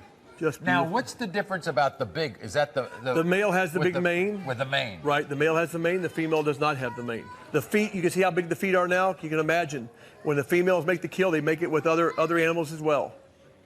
They always hunt, they usually hunt in a pride where one stakes itself over here, one's over here, and they hunt as a team. It's amazing to watch lions on a hunt. They work as a team, not necessarily solitarily. Thank you very much. We're real quiet here. We'll take him off. Okay, we're going to take him off. Now, this next animal is one of the rarest on Earth, and it is another endangered species. Yep. And it is known for its color, and it's called a lemur. The lemur. This is a lemur, everybody. Now, a lot of you are sitting there going, oh, this is Sean, rehab from the Columbus Zoo. Hi, Sean. Here you go. How are you? Nice to see you. Okay. You go ahead, like that. I don't know. Look. Huh? Oh, want me to hold it? Okay. Yeah, you hold it. You hold it. No, I'll let you hold it. Okay, you hold it. Yeah. I don't want to get bit by the lemur. No, I don't either. But the lemur is from Madagascar. It's not from Africa, right? Right, exactly. The island of Madagascar, everyone, is out in the Indian Ocean, about 1,000 miles off the coast of Kenya, all right? It's a pretty large island. Guess what? This is the only place in the world the lemur lives. I was telling Maury earlier. There used to be about 60 different types of lemurs, 60. Today we're down to 26. This animal was hunted for its coat. I'll let Maury just touch his coat there a second. It was hunted for its coat. It's like chinchilla fur. The animal was also eaten at that time. Today, that's not the point. This is a lemur. This is a red ruff lemur, one of the largest lemurs in the world. There's some lemurs you can put in the palm of your hand. Again, they're social, 30, 40, 50 animals in a family. They have a bunch of little teeth, big, sharp, white incisors here they use not just for cracking nuts and fruit, but also to groom each other. Look at the hands of this animal, everybody. Look at the hands. You know what this means? We now know, scientists know that the lemur is called a pre-simian, Maury, a pre-simian. That means that the lemur was on the planet before monkeys and apes. Can you imagine this? Before monkeys and apes, this animal existed here on Earth. They're a phenomenal creature, everyone. And when you see them in the wild, they're curious. They don't run like a lot of monkeys might. They're just kind of curious, and you can't approach them real close, but you can watch how the family interactions are. Okay. Thank you Thank you so much, Columbus Zoo. Beautiful animal. Now, this is something else you don't mess with, because I see them a lot. They're overpopulated in one particular state in our country. In fact, you see them everywhere. Yep. They are alligators, everybody. So in Florida, you can see an alligator on just about every golf course. Grant's one of the few people. Oh, no. Well, why isn't there something wrapped around his jaw? No, Grant's raised this alligator, everybody. Remember, when I was a young man in the 60s, this animal here was on the verge of extinction. And Maury knows about Florida. He plays golf. And this is for any golfers watching. Be careful how you golf. Let me show you something here, especially underwater. Let's see this. He has 2 eyelids, the alligator. Is that on the camera? Let me try it one more time. The animal's underwater. You think he's sleeping, or you think he might be sleeping on land. He's not sleeping at all. And guess how they hunt, Maury? Oh, y'all. They hunt with vibration. For example, if you're in the water kicking or another animal, they can feel their sensors right here. Sensors along the side here. Not smell, not eyesight. Their brain is very small. But Steve Irwin, my buddy, taught us a lot about gators and crocodiles. This animal hunts, like if you're kicking, they can find the vibration 2 miles away underwater like a submarine. The crocodile has a much narrower nostril. They are a little bit more aggressive. But remember, you don't have to go to Florida. Oh my gosh, I can't go swimming because of alligators. They're a beautiful creature, but now they're being hunted again because they're out of control. They lay eggs, by the way, everyone. They lay about 30 eggs in a nest, like a big old nest of mulch. And don't get near them. Right, exactly. And the males and females are determined by the heat of the nest. Isn't that amazing? By the heat of the nest. They're very unique creatures, as Grant will tell you. They have also, I don't even open the mouth right now, but there's a flap back there. You want to try it? Oh, I don't know if he can do it or not, but okay, I don't make the alligator mad. Why is he looking at me? Here, I'll help pull his tail. Look back in his throat here. I can't see because I'm back here. It's not easy. You see what he's doing? This guy's strong. Can you see down his throat, everybody? There's a flap back there. That flap stays shut underwater. Therefore, if a fish or something swims by, they think it's a cave. It's not. He goes, bow. He can eat underwater as well. That's a great shot there. Thank you, Grant, so much. Appreciate that. That's Grant. This guy is one of the best animal guys in the country right here, buddy. Thank you very much. And we'll have more of Jack Hanna's animals in our spring break special right after this.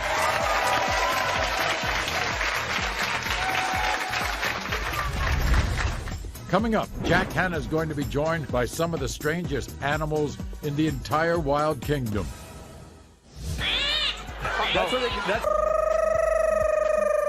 Guess what he likes to eat, everybody? Cobras. They love snakes. You're kidding. A giant python snake named Fluffy. Here, Maury, hold it. I'm not holding it. Oh. I'm not joking.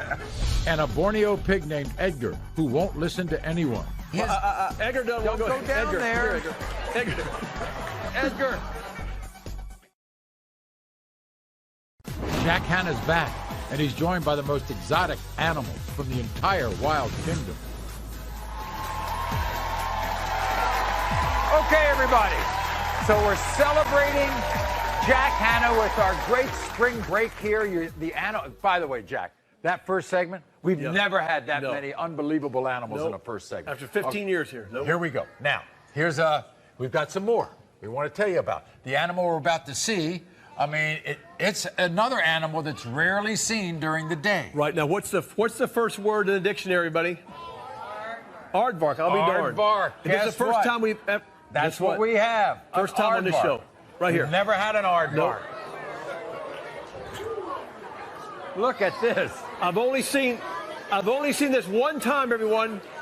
In over 25 years of filming in the wild, I've only seen this animal one time.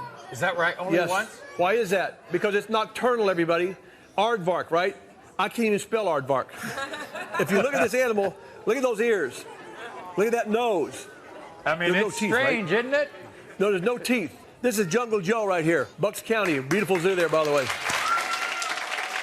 There, look at that back foot. Look at that back foot, Maury. And they live in these they dig these tunnels in the ground. A lot of times hyenas will come and chase this animal out of his tunnel. Let's hear it for Artie the aardvark. Okay, thank you. I don't know if that's his name. What's his name? Now, What's his name? Arnold. This is an interesting animal. I love this aardvark. Jack. I don't know what it is about aardvarks. I'm sorry. I know. Okay. Now, there's another animal. You don't see him much.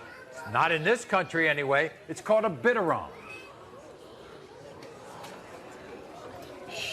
Look at that. Now, look at this. We've never had a big bitterung on this show, everyone. That's a big one. This is how big they get. That animal's fur, if more touch this, it's just like a bear. Wiry touch the back of it. Yes, like a bear's coat, exactly. Oh, it's wiry, Hence the name bear cat, everybody. Hence the name bear cat, because it's kind of like a cat. You see the claws on this animal. Those claws are very powerful. They can dig open anything. And they live in trees. Yes, they live in trees. You see that tail here? This tail is the strongest prehensile tail of almost any prehensile tailed animal in the world. What's prehensile mean? Mean like the possum holds his tail. Right. A lot of monkeys have a prehensile tail. This animal has the strongest prehensile tail. But guess what he likes to eat, everybody? Cobras. They love snakes. You're kidding. No, I'm not kidding. Okay, fine. Thank you very much. I appreciate The bear it. cat. Oh yeah, look at those whiskers on that thing too. Thank you. Okay. Maury, those whiskers are very important, everybody. That allows this animal to hunt in total darkness with those whiskers. There you go. Thank Beautiful. you so much. And now, of course, we've all seen all the great animated films in the world, and there's no reason not to have a penguin on our show. Yep.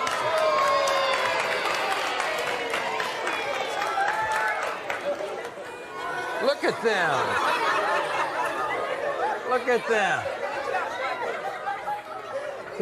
Look at them. Everybody, Maury.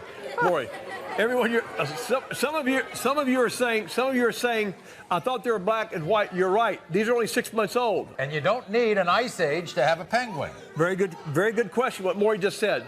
There are about 17 species of penguin. Remember this, everyone, if you're on a game show, this could get you a lot of money. There are 17 species of penguin. Your first answer is going to be, oh my gosh, they all live in cold weather. Guess what? Only 5 out of 17 live in cold weather. These are called the black-footed penguin, or also the jackass penguin, because they bray like a donkey and they're from South Africa. However, the show March of the Penguins, you've seen penguins, right, on TV? Sure. Those king and emperor penguins, they can go to 100 to 140 below zero, even though it looks like this animal. And by the way, the penguin has more feathers per square inch than any bird in the world, the penguin does. Now, what hunts these animals here? I have no idea. Leopard seals, sharks, all sorts of creatures in the ocean. Oh, and the other thing is, tell them how fast they swim. These animals go like a bullet. When we film these underwater, we can't hardly, it's like, I don't know much about underwater speed. I'm just saying 15, 20 miles an hour. It's like a bullet. You can't even see them go by. And they're monogamous. They mate for life. The female lays the egg, and the male has to sit on it for 40 days while she goes out there and has fun at the sea, and the poor male penguin almost dies taking care of the baby. Let's hear it, ladies. There you go. Now we have something from down under. Everybody welcome. This is a Parma wallaby. And Maury made a good point. Now, what this is, everybody, that Joe has, this is a wallaby. Now, make sure you understand something. A wallaby is a kangaroo. Some people argue that. The people in Australia will tell you that this is a kangaroo. It's a different type of kangaroo. This is one of the smallest wallabies there are, all right? There are different types of wallabies. This animal's full grown.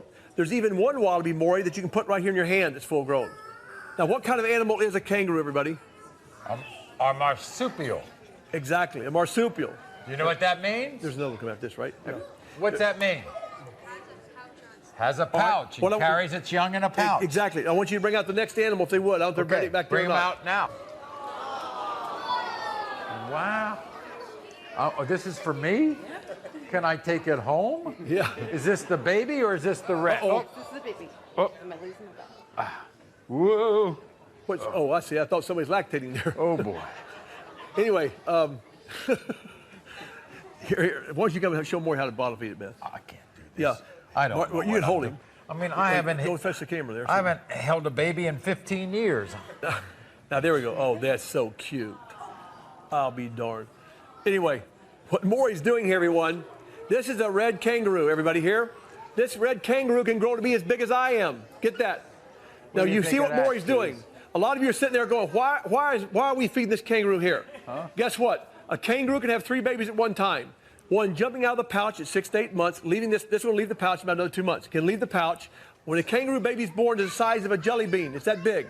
It comes out of the birth canal, goes on the outside of the stomach, takes 1 hour for it to crawl and go in the pouch. How does something like a jelly bean know to come out of the birth canal and go up? It's the most amazing birth in nature. It goes in the pouch, attaches to the breast for 6 months. That's where the kangaroo lives. And then remember, then another one can be born. A kangaroo can have 3 babies at one time, 3 different stages of life.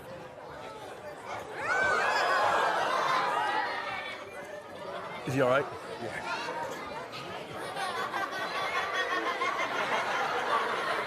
You can take him off. Look at everyone. This is. I'm sorry, I forgot what Grant has here. Everybody. Anyway, what Grant has here is a red kangaroo. It's not full grown. This kangaroo standing up is up here. All right. I want you to real quickly look at the camera if you can on the back foot. Look at the back foot here a second, everybody. You see the claw on the back foot? You see that claw? That claw is what one man in history has only lost his life to a kangaroo. They kick They kick with the back foot. They go 30 miles an hour, the kangaroo. But we'll take him home. Let's hear it for our big red kangaroo. All right, thank you. Very good. All right, and we'll be back right after this, everybody. Next, Jack Hanna is going to be joined by an extremely rare jaguar. The jaguar has the greatest crushing power of any cat in the world with his jaws. That's a gorgeous cat, isn't it? Isn't that terrific? A giant python snake named Fluffy. Here, Maury, hold it. I'm not holding it. Oh. I'm not joking. And a Borneo pig named Edgar, who won't listen to anyone. Edgar doesn't want to go down Edgar, there. Here, Edgar. Edgar, be nice. Edgar. Jack Hanna's back, and he's joined by the most exotic animals from the entire wild kingdom.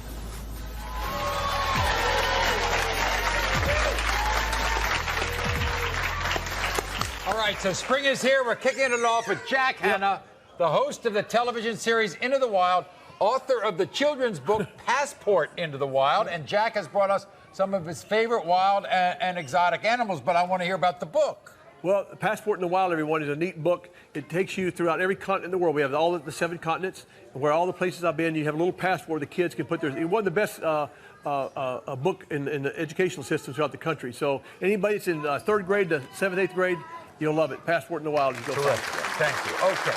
By the way, Jack has brought a copy of the book for every single person in the audience, okay? You'll like that. So they're going to get that. All right. Now, some of these animals can be terrifying, like this latest one. He has never brought this animal. Everybody has to be quiet. This is a jaguar, everybody. Yeah. Yep. Everyone, I want you to know this is a first on the Maury show. I've had this on one of my own show maybe 15 years ago. Be real quiet. This is from South America, everybody. The jaguar, so you know this. So you know this. The jaguar has the greatest crushing power of any cat in the world with his jaws. Beyond comprehension, the jaguar. They walk with silence. But that is one of the most gorgeous cats in the world. I'm sorry to say they're virtually extinct in the wild now because of loss of their habitat, but mainly people quit hunting. You can see the coat. You can see why their coats are valued about $15,000, $20,000 each. That's a gorgeous cat, isn't it? Isn't that terrific? We won't Thanks clap so here, but much. we're real Appreciate quiet, it. all right? Okay. Shh. All right. Now, just have to take our time here a second. You know, there are in this. Come here, kitty. Come on, kitty. Come on, kitty. Want me to help you? Nope, I'm good.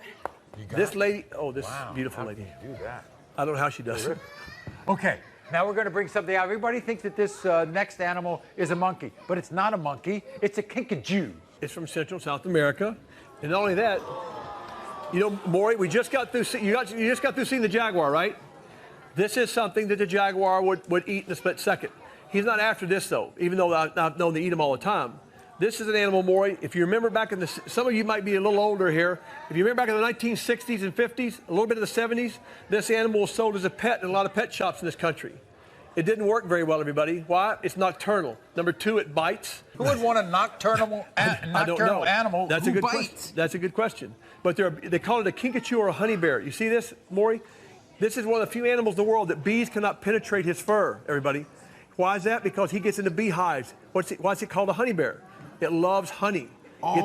So he could go into a hive. Exactly, not get stung. And not? No, with that thick fur. So that's a beautiful kinkajou or honey bear. It's amazing the way they protect themselves. Every single animal has some kind of defense. You're exactly right. Mother Nature gave them things that none of us could ever duplicate. Thank you. Yep. All right. Thanks and now a lot, this next, I've never heard of this. Is it tamandua? Tamandua. I have no idea what this is. I've never seen this in my life. No. Remember when I told you about about this animal here, the last animal, kinkajou? This animal lives side by side. They don't live together, but they live in the same rainforest in Central and South America. This is a lesser anteater, everyone. There's 2 anteaters, a giant anteater and the lesser anteater. Kind of similar if you know what a land anteater looks like, but the difference is this animal lives its entire life in trees. Again, look at this tail here. A prehensile tail. Remember what I told you? Just like like a possum. Look at that, just like a possum's tail. Exactly. This animal also is called the stinker of the forest. Now. Oh, no. No, this one doesn't smell. It's like a skunk? Right. Beyond the skunk. Worse than a skunk? Well, it's a different odor, Maury. It's like an odor you've never smelled before. And when we film this animal in the wild, everyone, we don't have to see them. I can smell, now that I've been there so much, I can smell the animal and just go right to where the animal is a mile or two away. Thank you very much. Very poor eyesight, but good hearing. Thank you so much. Now, we've had a lot of pigs on the show, but I don't think we've had a Borneo pig. No, I've never seen this. Now, that's a pig. Now, I'm going to be careful, everybody, because I've never seen a Borneo pig. But what this reminds me of, Maury, and you're in Florida, that reminds me of the those Russian wild boars in Florida, right? But this is from Borneo. Are you trying to tell me you're calling him by a name? Edgar. Edgar? Edgar's his name, yes. Edgar's his name. Very appropriate. And for does a he pig. actually respond? Absolutely. Very intelligent animal. Really? Yes. He knows his name. I've never seen this before. I'm sorry. This animal, Maury's turned out to be the nicest animal on the show today. I mean, look at this. Now, what would hunt him in the wild? The cats over there, like the tigers, yeah. Tigers, leopards, that kind of thing. And what would be his? Don't let him bite you, Maury. Oh, he's playing. Because they do have teeth, everybody. What would be his defense? His teeth? His what? Tusks. Oh, his tusks. See, this animal will grow tusk, everybody. Edgar, don't mess with me, buddy. No. Okay. Thank you very much. I think we Are you should all right? move He's not on, gonna bite you? right? I really think we should move on. Thank you very much, Edgar. Edgar doesn't Don't want to go down Edgar, there. Here, Edgar. Edgar, be nice. See you, Edgar. Edgar, be nice, Edgar. Edgar. Bye, Edgar. See ya. Edgar. Bye, Edgar. That's Grant. Oh, Grant. Okay. We're moving on to another area, ladies and gentlemen. Something that I am very, very skittish about. I do not like snakes. And this is called a reticulated python? Reticulated python. And these are the ones more you all folks have read about in Florida, down the Everglades. This is what happens when you get a pet snake, everybody, and you don't know what to do with it. There are snakes in the Everglades right now. If you've been reading the articles lately, they say 1,000. Some people say 10,000. Some people say they're up to 1,000, 10,000 in the Everglades. So please, do not get a python as a pet unless you know what you're doing, all right? This is a python. Now remember remember what I told you about anacondas? I was in South America, just the Amazon. Those are anacondas. They live in the water, all right? They have live babies. This animal's a python. They lay eggs. You find the python in Asia and in Africa. The largest snake in the world, they say, is a python. At the Columbus Zoo, we had the largest snake in the world. Fluffy's his name. He was 26 feet long and 310 pounds. The largest snake they think so far in the world has been 34 feet and I think about almost 400 pounds, Joe. Yes. This animal here, Maury, come here and hold it. I'm not holding it. Oh. What's this? Oh, Right there? no. Yeah. You can hold it. I want you to see the power. Just let him wrap around you. This animal has 220 teeth like fish hooks, all right? 220 teeth. Once it bites, it's one of the few animals in the world that when it bites like this, Maury, when it bites like that, yeah, great. it cannot let go. It can't. His muscles have to relax. Well, how do you get him off? You sit there for about 30 minutes. I'm not joking. Okay, though that's very nice. And I'd like to move on, please. Right. We'll be right back after this, everybody. Next, it's the attack of the armadillos. Okay, that's what they. And Jack Hanna's joined by an extremely rare baby leopard. Isn't this beautiful? And much more, the downright strangest animals in the wild kingdom.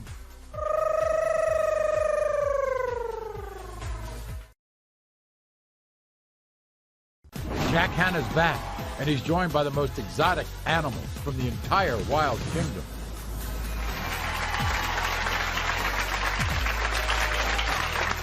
So everybody, we're leaping into the spring season with Jack Hanna and all of his thrilling animal friends from around the world.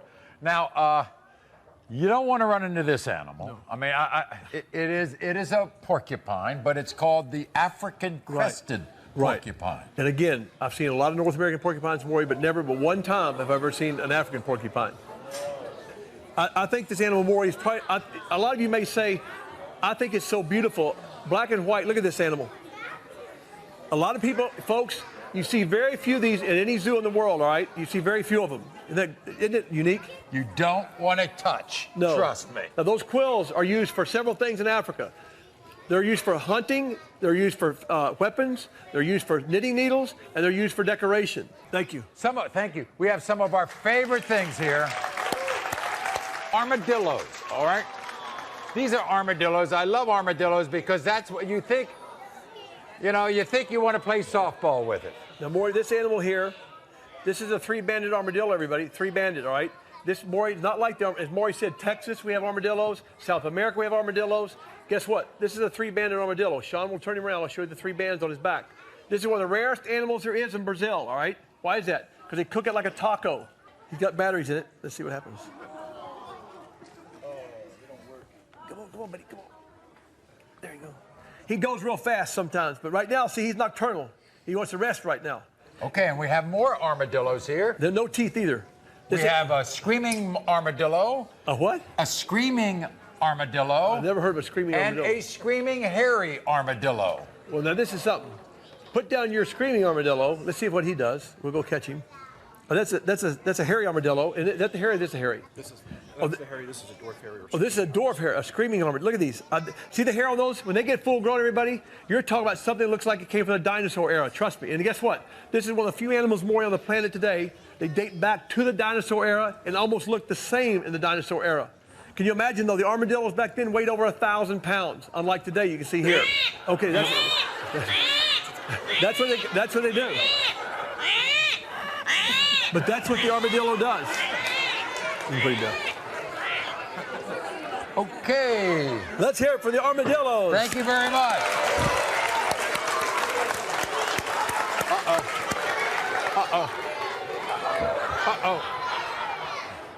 We may have to shut down the, oh, good, thank gosh. Okay, we talked about those animals whose protection was a shell. Yep. Let me tell you a real shell. This is an African tortoise. Right. This right here, everybody.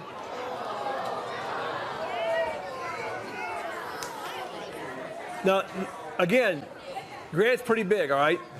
That thing is over 75 pounds. That Maury is not just a tortoise, everyone. That's an African spur-thighed tortoise. You see the front legs here? See these right here? See those spurs? That's how the males fight each other. I want to show you real quickly how to tell a male and female tortoise. A lot of people ask me all the time, is this a male or female? Right now, this one, everybody, this is a female here. How do you know? All right, think about it. If this were a male tortoise, his thing would be curved in like this. Concave. When he has to mount the female. So it has to be like that. Oh, I see. This is flat, obviously. Oh, right. So this is a female here. And by the way, what's the difference between a tortoise and a turtle? All right, tortoise is mainly a land animal. A turtle is one that lives in water. Very good. Is that right? Thank you very much. Grant. Always wanted to know that. Thank you. Now, everybody, be quiet.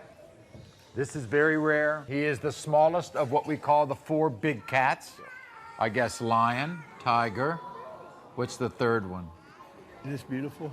What's the third one? Lion, tiger. Lion, tiger would be no lion, tiger, jaguar. Leopard. Leopard. Here we go. This is a leopard. This is a baby leopard, everybody. I can be within 10 feet more of a leopard in the wild. I never know it's there. Sometimes we will find them on the ground hunting, but when the minute they make a kill, the leopard takes their prey up in a tree to protect it from hyenas and other creatures, other animals that might take the food from the leopard. Thanks so much. That is beautiful. Appreciate it. Thank you All so right, much. everybody. By the way, everybody, you can go and find out all about Jack and what Jack has to do at www.jackhanna.com to find out more about Jack, his hit show Into the Wild. Okay, we'll be back right after this. Coming up, Jack Hanna is joined by some of the most incredibly rare birds. I love it with the head. Look how far they can go around. And much more, the downright strangest animals in the wild kingdom. Here's the tegu lizard. Look at that top.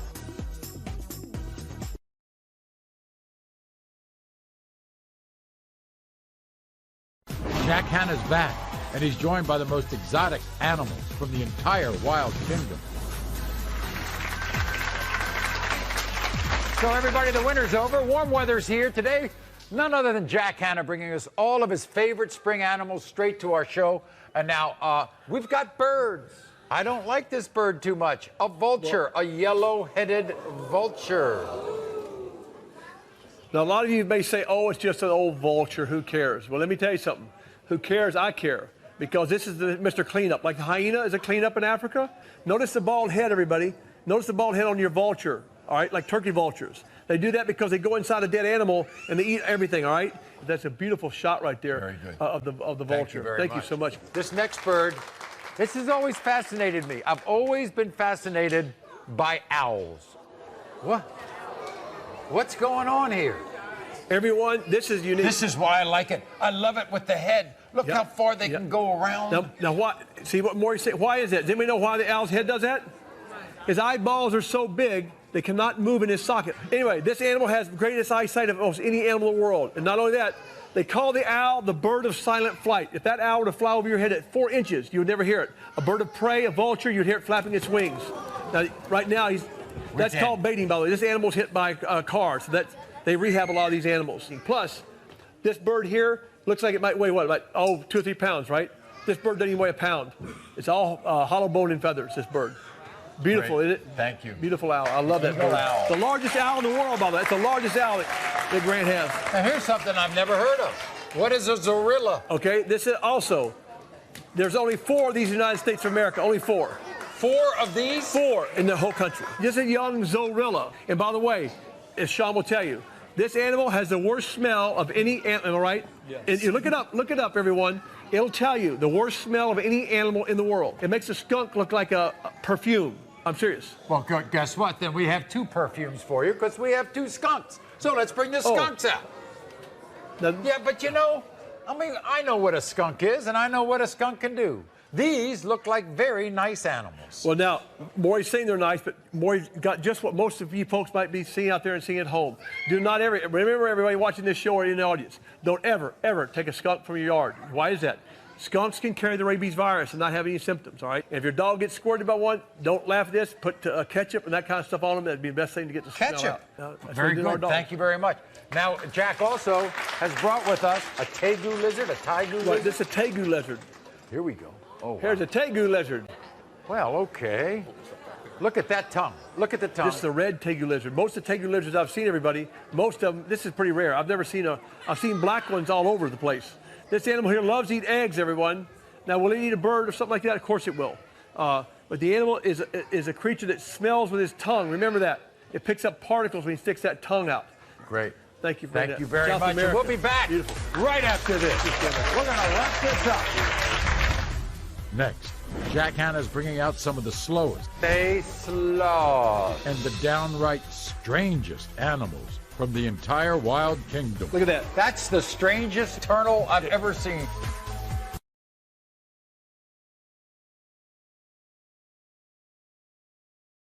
Jack Hanna's back, and he's joined by the most exotic animals from the entire wild kingdom.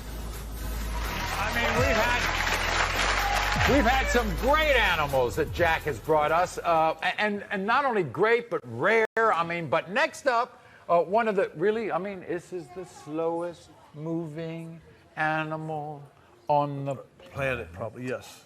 One of the slowest moving, yes, exactly. This is a sloth, everybody. This, everybody, is a sloth, Maury. This is a 2-toed sloth. If you look at the front foot here, you'll see 2 toes. There's a 2-toed sloth and a 3-toed sloth. 3 toes a little bit bigger than this. This animal, everyone, does date back again to the dinosaur era.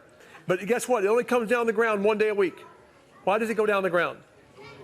To go to the bathroom. Think about this. If it went to the bathroom in the treetops, the jaguar, the harpy eagle, other animals would hear it and go up there and eat the sloth. We have another great animal here. I always love the name of this animal. It's called a kookaburra. Oh, yeah. A kookaburra.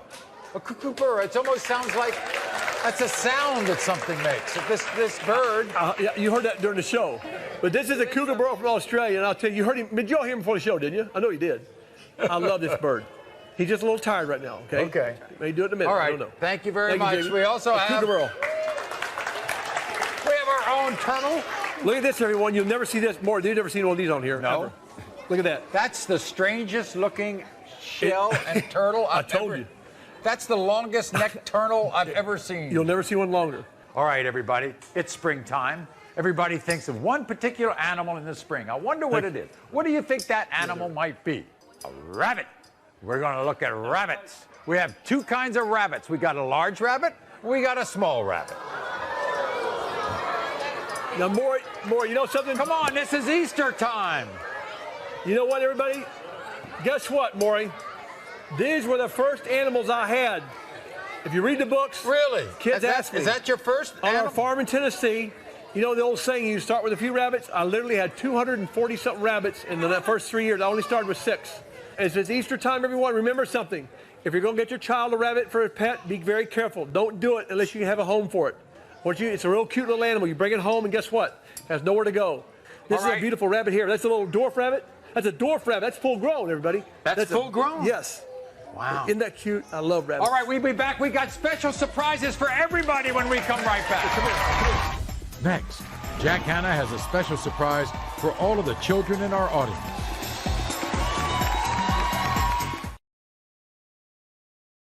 Jack Hanna's back, and he's joined by the most exotic animals from the entire wild kingdom.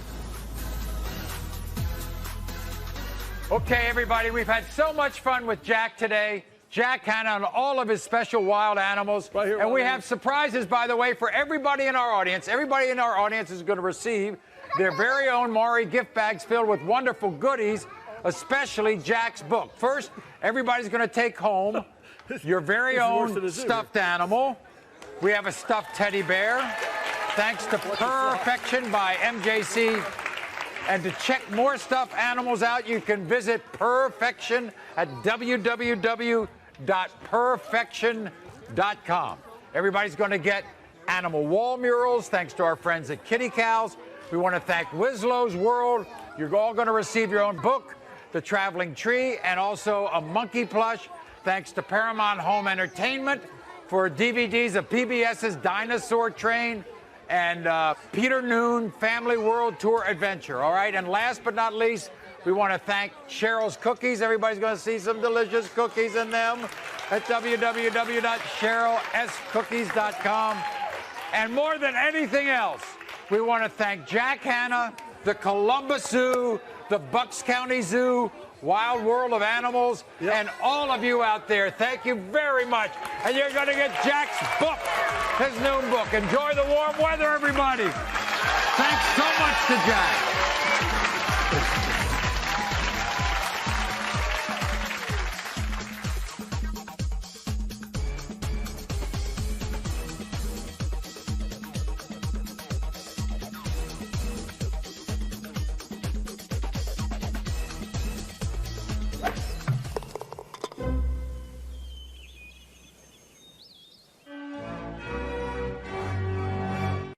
Missing, vanished, abducted.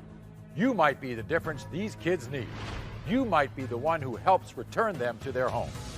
This teen went away for spring break without her parents' permission and never came home. I miss everything about Brittany. We need a lot of help to find her. Can psychic Jeffrey Wands break this case wide open? I saw something with a white car. There's too much going through my mind. Can't do it. I think that she's still in that area. Somebody out there knows something. It's the case that's captivating the country. Missing 5-year-old Haley Cummings. I just got home from work. My 5-year-old daughter is gone. This is her doll. What do you think happened? I don't have a clue. Think she's alive? Wake up every morning hoping that she's at the front door. Robbie vanished without a trace. Robbie walked out the front door, and that was the last time any of us saw him. I miss him so much. Please help him come home. You're our only hope. Plus, this brave 20-year-old will tell her incredible story of being abducted as a teen and turned into a sex slave. I had bite marks all over my breasts, on my inner thighs. And wait till you hear how she escaped. Looked out the window and I saw my little brother there. It's an hour of must-watch television. Missing children that desperately need to be found. Next. Now, the beautiful teenage girl that you're seeing in this photo is 17-year-old Brittany Marie Drexel. And sitting next to me are Brittany's mother, Dawn, and her grandmother, Carol. These two women never believed that their child would go missing. You see, this is what happened. They're from Rochester, New York. Brittany went to Myrtle Beach, South Carolina for spring break and never came back. Now, only you out there can help bring this stunning young woman home. Take a look. Every year, thousands of teens pack up and head down to Myrtle Beach, South Carolina to celebrate spring break. 17-year-old Brittany Marie Drexel wanted to join in on this yearly celebration, but she didn't have her family's permission. Brittany then decided to lie to her parents and tell them she would be staying at a friend's house for a couple of days. This was a decision that still haunts her family to this day. Along with a few friends, Brittany drove from Rochester, New York to Myrtle Beach. According to reports, Brittany went to the beach, visited the sites, and hung out with friends.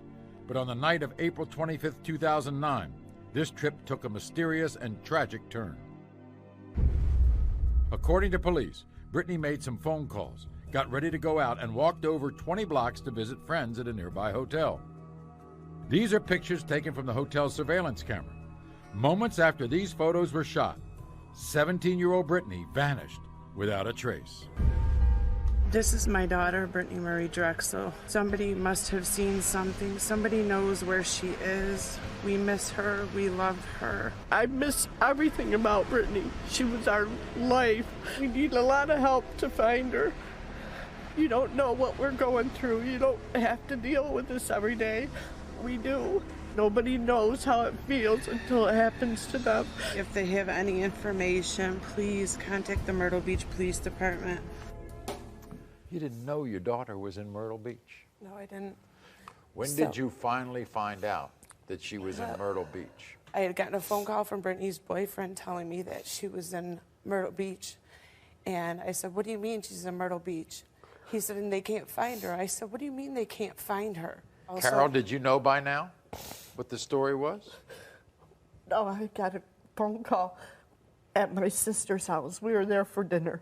My daughter called us and told us that Brittany went missing. And then, we kept trying to call Brittany's cell phone. We've left her text messages. And then that day, I ended up going down there. When I got there, I went right on the media. I wanted to get her face out there. It was fresh. Any solid leads? Well, they have sightings, but they don't pan out to be her. Now, we showed one. The last, I guess, picture of walking in and out of the hotel. That was her walking in the hotel and coming back out. And what time of the evening or afternoon was that? That was at night. It was about 8:50 in the evening that she left that hotel. You didn't know where she was going. So this is what happened, everybody. A friend of our show, psychic Jeffrey Wands, volunteered to go to Myrtle Beach, South Carolina, to see if he could give any insight into Brittany's case. Now, the only information that we gave Jeffrey before he traveled to Myrtle Beach was to give him a photo of Brittany and where he was going, Myrtle Beach. Watch what happened once Jeffrey got down there and met with Dawn and Carol. In order to help support the search for Brittany, psychic Jeffrey Wands tapped into his clairvoyant abilities while he examined the missing teen's last reported footsteps in Myrtle Beach. I didn't know your daughter's name. I kept writing down Britty. We used to call her Brett. Okay. It's making me feel like she came down here without permission, or That's correct. Or she came down here on her own, she did, and she kind of concocted a whole story. I saw something with a white car with a light interior, and it has an out-of-state plate. The detective said there was a white car involved. Jeffrey's psychic intuition compelled him to take Dawn and Carol on the road. The ride inspired some new feelings about Brittany. Her personality is very strong-willed. That's what I said to you. If there was any kind of confrontation, she's strong enough to not back down. She won't back down. Brittany's not like that. Well, she's creative because hair and makeup and stuff. And yes. That really stands out with her. Yep, she was in cosmetology. She used to do her hair all the time. Can you stop at this? Can you stop at this McDonald's? While on the highway, the car passed Brittany's missing persons billboard. This moment proved too heartbreaking for Carol to bear. It's very hard. Brittany was our life. It just hurt so bad that somebody would turn around and take somebody that's so precious to us. No child deserves this. None. There's too much going through my mind. Can't do it. Let my daughter do it. After Carol composed herself, the ride continued, when suddenly Jeffrey was overwhelmed with a strong feeling. I definitely want to go to the hotel. I get the feeling when I'm near in front of the hotel that I can see her walking. That's exactly where they caught her on surveillance video coming out of the hotel. I want to definitely get out of the truck and walk along the side because I want to be her for a second. I think originally she got distracted when she came out of this side of the driveway. I was being pulled back on the left side, so it was almost like she was, deciding, am I going to go left, am I going to go right, and then she ended up going right. Although Jeffrey proved to be an invaluable asset to both Dawn and Carol, Brittany's unexplained disappearance is still a painful reality. What was it like with Jeffrey down there? I mean, did he give you any hope? Did he give you any feelings? He was right on target of how Brittany was. They searched an area down in Georgetown. Her last ping from her cell phone came from McClellanville, which is on the border. It's right near Georgetown. And they were looking for her phone in the preserves. Now, the preserves down there have wild boar, alligators, and snakes. So her search was very extensive in that area. So they made a great effort. They did make a great effort, but nothing was found. Jeffrey is in our audience, Jeffrey Wands. Jeffrey, what do you think is the most important piece of evidence here? I would say probably the car and the fact that she was last seen coming out of the hotel. And I was getting my strongest hits when we were at the hotel. So I think that she's still in that area. What would you like to say to anybody who was involved in her disappearance? Please give us back my daughter. We need her home. Me and my husband missed Brittany so much. Somebody out there knows something. That little piece of evidence, please come forth. We need her back home. Brittany Marie Drexel went missing on April 25th of this year, 2009, from Myrtle Beach, South Carolina. If you have any information that would help bring Brittany home to her family, please call this number, 1-800-THE-LOST. 1-800-THE-LOST. We'll be back right after this. Thank you. This brave 20-year-old will tell her incredible story of being abducted as a teen and turned into a sex slave. I had bite marks all over my breasts. And wait till you hear how she escaped. Looked out the window and I saw my little brother there. Shocking video footage of real-life kidnappings. Driver got out of the car and pulled a gun on the officer. Listen, I got a family. They mace him. He drops the baby and takes off running.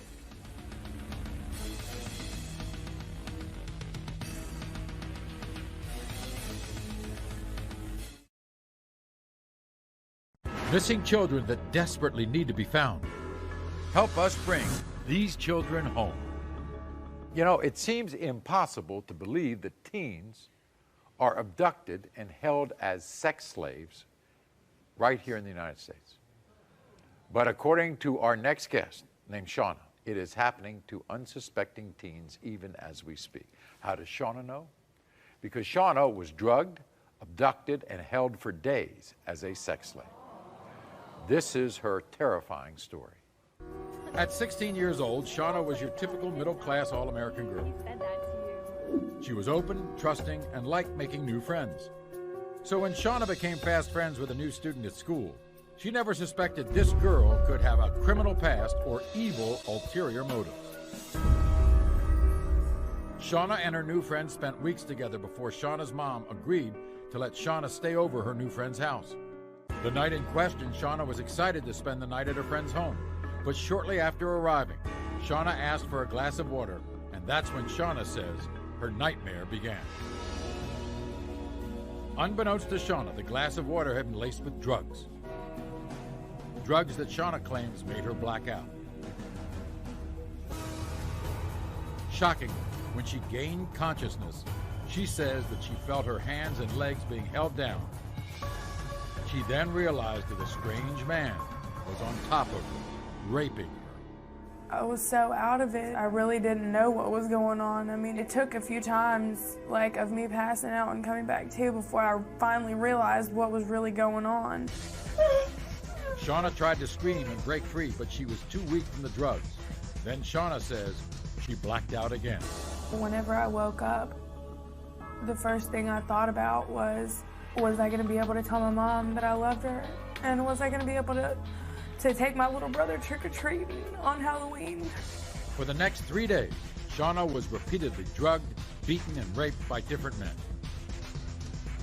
This young, pretty suburban teenager was being held as a sex slave just minutes from where she lived. I have to live with every day people recognize who I am and they know me as that girl who had an STD or that girl that ran away and got what she deserved. That's what hurts the most, for people to say that I deserve to get raped. They took everything away from me. They took my childhood, they took my innocence, they took everything. They took everything that meant anything to me. But miraculously, Shauna is here today with her mother, Lisa.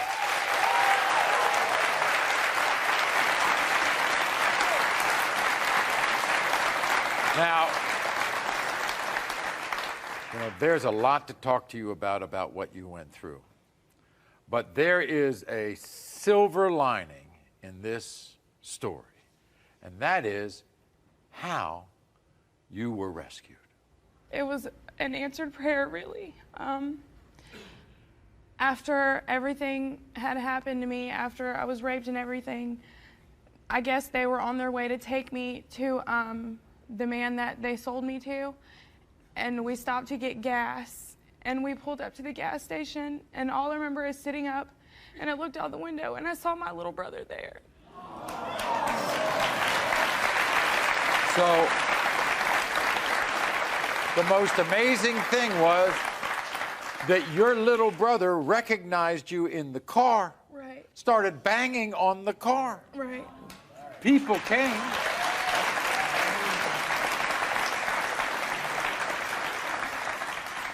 Opened the door, I guess, and you got out.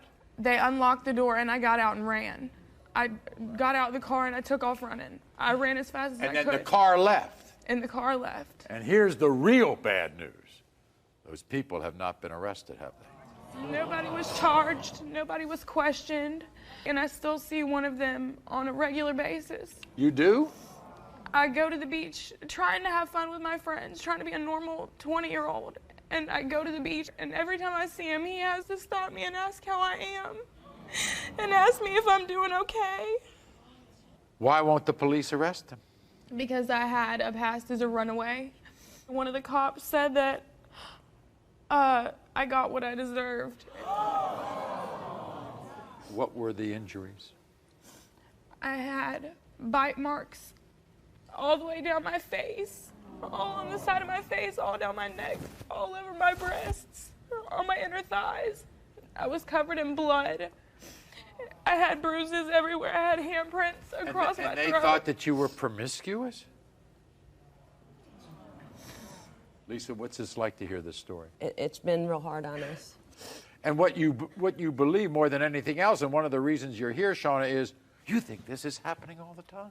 It does. It happens. It happens everywhere. Every minute, every time you blink, a child goes missing. I mean, what would you tell, forget girls, what would you tell the mothers? Tell them the ugly truth. Don't keep anything from your daughters. You know, you can't trust people these days. It doesn't matter. It doesn't matter if it's your next door neighbor and you've known them for years. You can't trust anybody, nobody. And some people don't make it out of it to tell, you know, their story. And that's my biggest thing now is seeing all these mothers who don't have their daughters anymore. Seeing all the mothers who are upset because they can't tell their daughters goodbye or that they love them anymore. That's what hurts the most, is because I made it out of it and I'm here to talk about it now because I want it to stop. Thank you so much. Thank you. Appreciate it, Shauna. Lisa, thank you. We'll be back right after this. Thank you. Shocking video footage of real-life kidnapping. Driver got out of the car and pulled a gun on the officer. Listen, I got a family. They mace him. He drops the baby and takes off running. It's the case that's captivating the country. Missing 5-year-old Haley Cummings. I just got home from work. My 5-year-old daughter is gone. This is her doll. What do you think happened? I don't have a clue.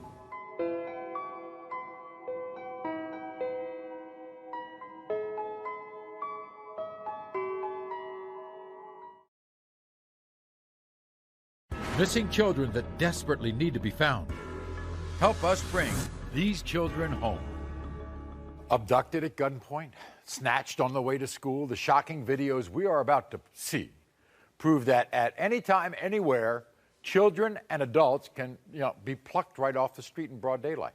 So here with some of the most terrifying abductions and crimes caught on tape is our special correspondent, Egypt. Welcome, Egypt, everybody. Now, in the back of your mind, do you ever worry about walking down the street or?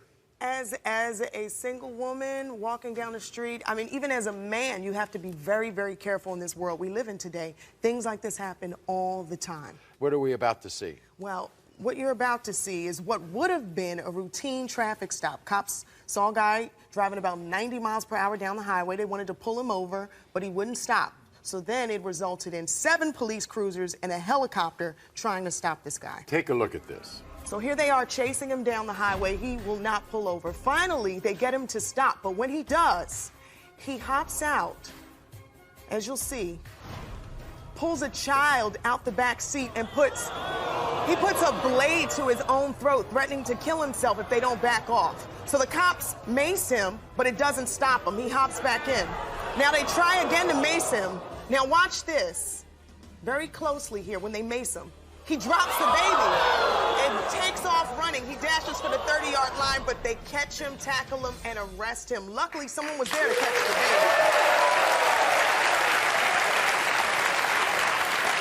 Now, in this next clip, the crime victim is actually a police officer. A police officer. This was supposed to be another routine traffic stop, but it was anything but routine when you see what happens to the police officer. Take a look. What started out as a routine traffic stop for speeding turned into every cop's worst nightmare when the driver got out of the car and pulled a gun on the officer. Okay, what you want? I don't want anything. Drop your gun. Okay. Be cool about this. I don't even know who you are, man. Why'd you pull over? Because you were speeding. The brazen driver even tried to take the officer's gun. As they struggled off camera, the suspect managed to hold a gun to the officer, prompting him to reason for his life. Don't do it, man, please. Listen, I got a family. Let me just tell you something, okay? In a bold final move, the assailant abducts the officer by forcing him into the car and driving away. Well, he was charged with, of course, kidnapping, theft, and abduction of an underage child. There was someone else in that car that you didn't see. He stole a car, which is why he didn't want the cop to pull him over. And he had taken the child as well. He had taken the child as well, and they got him. Okay. Now, we're going to watch a young woman go through a terrible kidnapping ordeal. Set this one up. What you're about to see is, it's everybody's fear. A young woman she was abducted by 2 men and forced to clean out her bank account, and then they stuffed her in a place that you and I would never, ever dream of. Take a look. The young woman you see in these ATM surveillance video photos was abducted at gunpoint and forced to empty her bank account. Then, the brazen assailants forced the victim into their car and tried to make a clean getaway. They had no idea that law enforcement was hot on their trail. When police closed in, they arrested the suspects, but couldn't find the young woman they had kidnapped. Just then, they heard noises coming from the trunk of the vehicle. These cops were shocked to find out that the frightened female victim had been stuffed into the car trunk. Miraculously, the woman was led away to safety.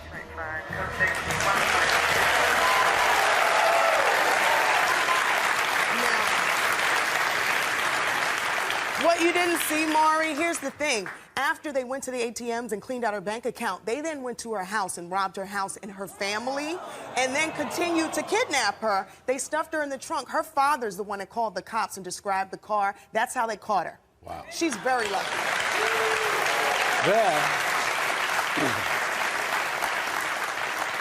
Then we have this situation. We have a little girl and a sexual predator, and how she gets rescued from this is remarkable. Well, what you're about to see is a police chase where cops think they're about to pick up a man who picked up a prostitute. Luckily, they were able to stop him. Wait until you see this. Take a look at this. So they're chasing him. He will not stop. We know why, but the cops at this point just think it's a prostitute in the car. Then he crashes into a fire hydrant, which you see right here. So he's forced to get out of the car. They get him to get on the ground. Now, when the cops see the little girl get out, she's only 9 years old. He got her on the way to school, and he was in the car sexually assaulting her as the cops caught him. Now, here's the thing that really gets you at your heart. While she was in the car being sexually assaulted, the little girl later told cops she was praying her angels would save her. And they did. Now, with this next tape, there's still apparently a mystery surrounding it. Yeah, this happened in a Walmart parking lot. It's very, very crazy. You know, in broad daylight, it's a very graphic video. Someone's just taken in the middle of everything, and cops still need everyone's help on this. Take a look at this. Now, you're going to see a white van. Right? See, two men just stuffed this poor guy that was standing on the curb into the van. Here it is again. They're throwing him into the van. Onlookers are literally in shock. They can't believe it's happening right there in front of their own eyes. But now, cops are saying that they don't know if it was a joke or a hoax. They still can't figure it out because there's been no missing persons report. But they're saying if it was a hoax, people are still going to be charged. Right. You know, when your child goes off to college, the first time really that there's a great separation between parent and child. And you worry. Worry all the time. So, what about this next This clip? is every parent's worst nightmare. If you have a child that's, you know, gone off anywhere, you're always worried about them. But watch what happens to this young lady. Take a look. So here she is on her way back to her dorm room. It's nighttime, it's dark. Anyone can be hiding anywhere, and that's exactly what happens to her as her assailant comes up behind her. He attacks her, drags her to the back, and he sexually assaults her, and it's all caught on tape. He runs off. You'll see him running across the parking lot trying to get away. But what he doesn't realize is that the assault, the abduction, the sexual, everything was caught on tape. Police watched it, knew exactly who he was, and caught this guy. Caught the guy. Caught him. All of our kids play outside. All of them. All of them.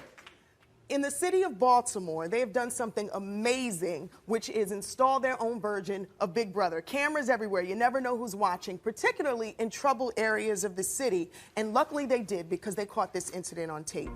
A little girl was sitting on her stoop when a mentally deranged, literally this woman is mentally deranged woman, coaxed her off of her steps and starts guiding her away from her home.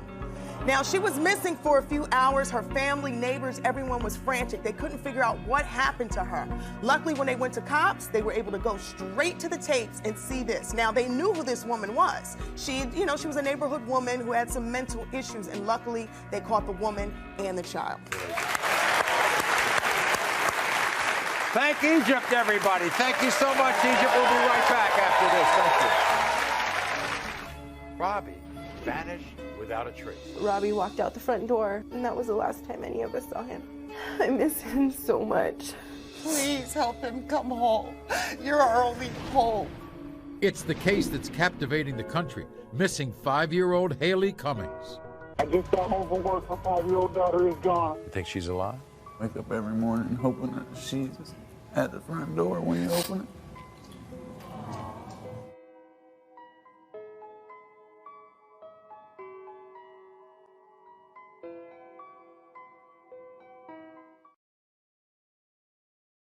Missing children that desperately need to be found.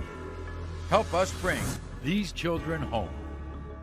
Everyone, this is the now famous face of J.C. Dugard.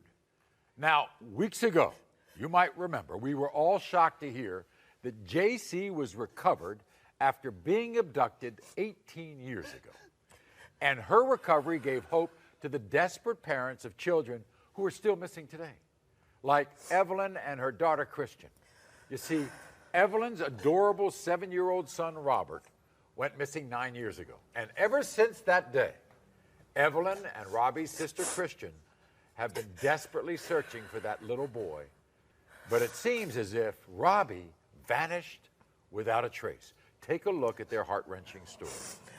It was the first day of summer for us. Robbie came in and wanted to go play at his friend's house, so he asked my brother Ronnie. Ronnie was reading the newspaper on the couch and said, "I'm not in charge of you anymore, Dad's home. Go ask Dad, he's in the backyard." So Robbie walked out the front door. He never went to go ask, and that was the last time any of us saw him. A mother never imagines that she'd lose her child to an abduction. To this day, I see a 7-year-old child and I find myself just staring at him, wondering if it's my child, but... It's hard to live your life every day not knowing if you're ever gonna see him again, if he's alive. After a while, you tend to lose hope, and then you hear stories about families finding their kids decades later, and it gives you that much hope back. Someday, someone out there will say that they've seen him or they know something, and they will call. I miss him so much. So Christian, Robbie's sister, and Robbie's mother are here, Evelyn. It's been 9 years, and this is what happens. You see an enhanced photo of a 7-year-old who would now be 16. What goes through your mind when you see that enhanced photo? To me, he'll always be the 7-year-old we had. We've missed out on so much of his life. What happened, Evelyn? I came home about 6:30 from work, and we sent Robbie's older brother, Ricky, to go get him from his friends, and, you know, no one was home, so we thought, well, maybe they went out. Was it a normal thing to do that, you know, in the neighborhood, that Robbie and his friends would play with each other at one of the homes? Yeah, they thought they owned the neighborhood. When did it finally hit you? My family members were out making posters and putting them up, and I remember asking my mother, well, where are my sisters? And she said, they're pinning up posters of Robbie, and I couldn't understand. I'm like, why? And they said, because he's missing. Oh, I see. You just expected him to walk in at every moment. Yes, for years, and I still do. That was just the beginning of the tragedy in your home. Absolutely. Your husband? He died 2 years later from the Bay. Left me a widow of my other children. And then one of your other children died? He died last year. I don't think anyone can understand the pain of losing a child and not knowing where he is or if you're ever going to see him again. Are you holding something, Evelyn? A gift that Robbie never got to open for Christmas. It's partially open because his little cousins always try to peek. I want you to look into that camera, and I want you to tell those people who might have been involved with Robbie what you think they should do.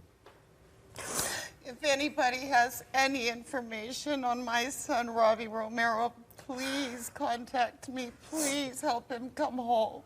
You're our only hope. We need him home. We're not a family without him. Now, a friend of our show is a man named Jeffrey Watts, and he's a psychic, and he's helped police departments in the past, and he's helped authorities try to track down missing kids. And we want to give you the opportunity to meet with Jeffrey after the show. We've tried and everything. maybe Jeffrey can give you some kind of insight as to what happened that day and maybe where Robbie might be.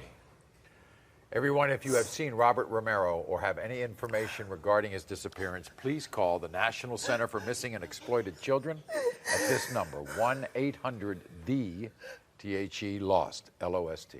Please, and thank you very much. Thanks so much, Evelyn, for joining us. Thank you so much, Christian. Thank you, guys. We'll be back right after this. Coming up, Jeffrey Wan sits down with this family for an incredible psychic reading. It's the case that's captivating the country, missing 5-year-old Haley Cummings. I just got home from work. My 5-year-old daughter is gone. This is her doll. What do you think happened? I don't have a clue.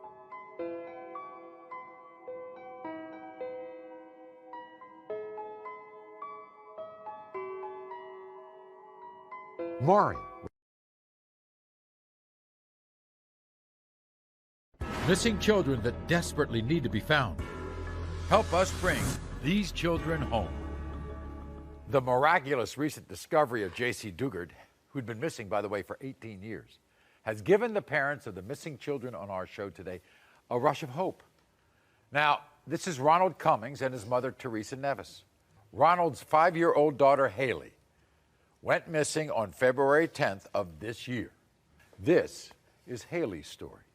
February 10th, 2009 is a day that changed forever the lives of Ronald Cummings and his mother, Teresa Nevis. That day, Ronald's 5-year-old daughter, Haley, vanished from her bed in the middle of the night. Earlier that evening, Ronald prepared to work the night shift like he had done many times before. His girlfriend, 17-year-old Misty Crosland, was to babysit little Haley. According to reports, after Ronald left for work, Misty put Haley to bed around 8 p.m. Shortly afterwards, she says she fell asleep.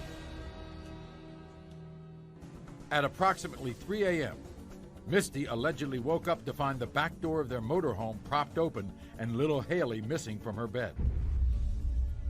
When Ron got home and discovered his daughter had disappeared, he and Misty made this frantic 911 call. I just woke up and our back door was all open and I just found her daughter. Okay, how old is your daughter? She's 5. What was she last seen wearing? And I was like, Mama, we were sleeping. And I need somebody to get here now. I just got home from work. My 5-year-old daughter is gone. I need somebody to be here now. I'm telling you. Listen to me. We got 2 officers. If I find whoever has my daughter before y'all do, I'm killing them. I don't care. I'll spend the rest of my life in prison. I'm telling you can put it on record and I don't care. Okay, it's okay, sir. What kind of description of her pajamas that she was wearing? Okay, sir, we got him coming, okay? Since that day, investigators have received thousands of leads, but there's still no trace of little Haley. Today, Haley would be 6 years old. Look closely. Have you seen little Haley Cummings? What is this? These are Haley's. This is her doll. Haley has Turner syndrome. She spent a lot of time in the hospital. Has what? Turner syndrome. What is that? She's missing one X chromosome, and it causes her. She has to see a pulmonologist, a cardiologist, and an endocrinologist. So she has lung problems. She has heart problems, and so therefore. And asthma. And I guess this complicates all of your thoughts about what might have happened to her. I hate to ask this question, but I must. You think she's alive? I know she is.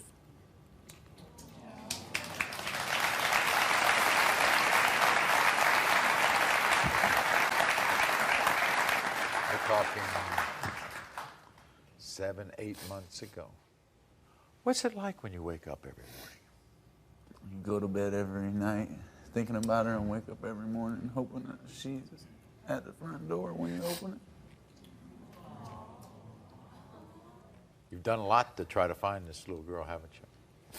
Yes, sir. What should we look for in terms of Haley? Is there anything that would give our viewers any feeling that if they spot her, that's the child they're looking for? Yes, there's a peanut-sized birthmark on the left cheek. In the small of her back, there's a birthmark a little bigger than a silver dollar. For anybody who might be out there, who might be involved in this, there's our camera. And why don't you tell them what you would like to say to them? Please bring our granddaughter home. My son is living in hell. He needs his little girl. She needs him. And our family needs her home. Please, please let her go. 5-year-old Haley Cummings went missing on February 10th of this year. She is now 6. They missed her 6th birthday. If you have any information that can bring Haley home, please call this number, 1-800-THE-LOST. 1-800-THE-LOST. You want to say anything, Ron? Yes, I just want to say that thanks to all the law enforcement that has helped you Anybody that's put her face on TV, and if you have her, she's not a belonging, please release her. And if you're watching, I love you. We'll be back right after this. Coming up, Jeffrey Wan sits down with this family for an incredible psychic reading. So not to get your hopes up, but I'm being honest. I mean, I could be wrong.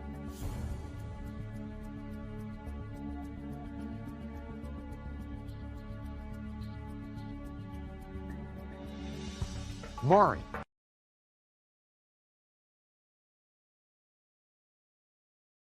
Missing children that desperately need to be found. Help us bring these children home. Robbie vanished without a trace. Robbie walked out the front door, and that was the last time any of us saw him. I miss him so much. Please help him come home. You're our only hope. Backstage, psychic Jeffrey Wands volunteered to sit down with Christian and Evelyn and share his unique insight into the mystery of Robbie's disappearance. And you still see him alive today? You have all these dead people that are standing here, and he's not with them. So not to get your hopes up, but I'm being honest. I mean, I could be wrong, but a betting man, I would say to you that he was abducted and taken across the border. And things got very emotional for Christian when Jeffrey started to receive communication from her deceased father, Robert. And then there's a grandpa standing here, too. My dad. Yeah, he's actually apologizing for, causing problems, and he felt he wasn't easy when he was here, that he was very difficult. Because your dad is very adamant about the fact that this is not your fault and that you got to stop blaming yourself, that he didn't get abducted because of you. And your dad's pissed about the tattoo too, Chris.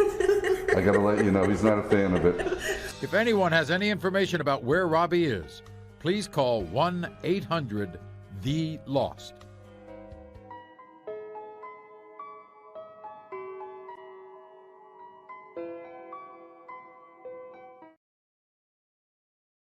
Missing children that desperately need to be found.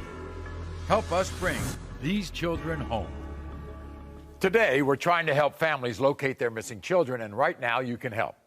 If you know anything at all about any of these missing children, we ask you please to call the National Center for Missing and Exploited Children at 1-800-THE-LOST.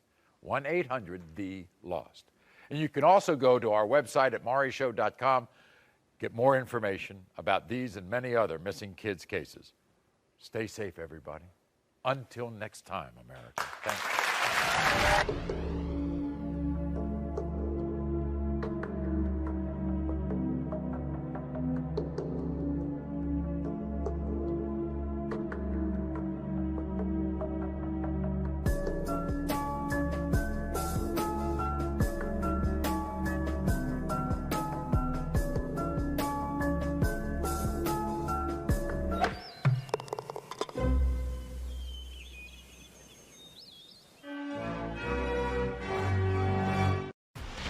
The excitement happens right now on Maury.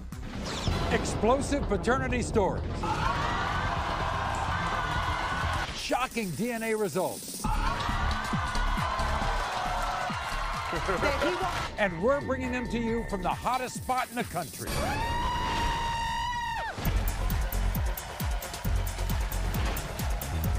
Paternity this hot could only happen during spring break.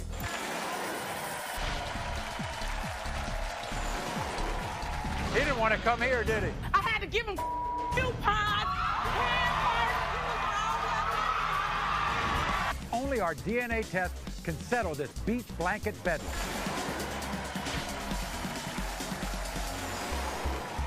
Jill slept with her husband's best friend on their wedding night. Is her husband the father? Jasmine's hell-bent on proving Brian's the dad to Brian and his mom. Is he the father? Red-hot paternity results. Look at that! Look at your babies and you know it! You have no spiritual aura with this baby at all.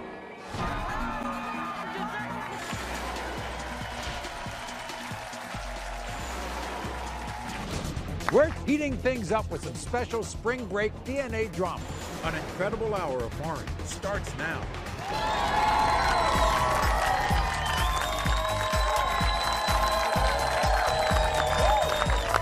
Today, we're coming to you from the Westin Diplomat Resort and Spa in Hollywood, Florida. And here, some of our favorite viewers are enjoying one of the most beautiful hotels around. You should really catch this place. It's great. And now, for the next hour, we're going to bring you some of the most outrageous DNA drama. How about that? Who could forget Amanda? Amanda didn't know if her ex-boyfriend, Jason, or her other ex-boyfriend, Jamie, was the father of her now 3-year-old adorable son, Jaden.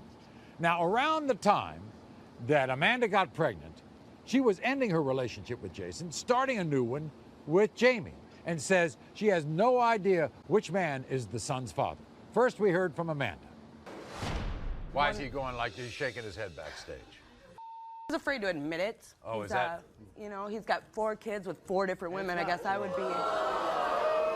be a little butthurt too, coming on national television looking like a fool. You know, Jamie has a girlfriend named Stacy. You know that? Yeah. Stacy's here. She is, huh? Yeah, Stacy's here. What does she need to be here for? We have tried to be in Jaden's life. You've done we what? haven't seen him When? in 2 years, When? Amanda. It's been we 3 tried years. to. No, Stacey, you ain't been there. Who are you? No, You don't know. We've seen him till he was 12 months old, Bull, Amanda. Maury. You are. You don't even work.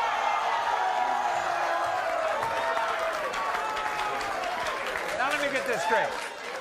You were going with Jason, you broke up with Jason, right when you were breaking up with Jason, you were with Jamie, but Jamie was there until the baby was how old? Jamie was there until the baby was 2 months old. He drove me to the hospital when my water broke.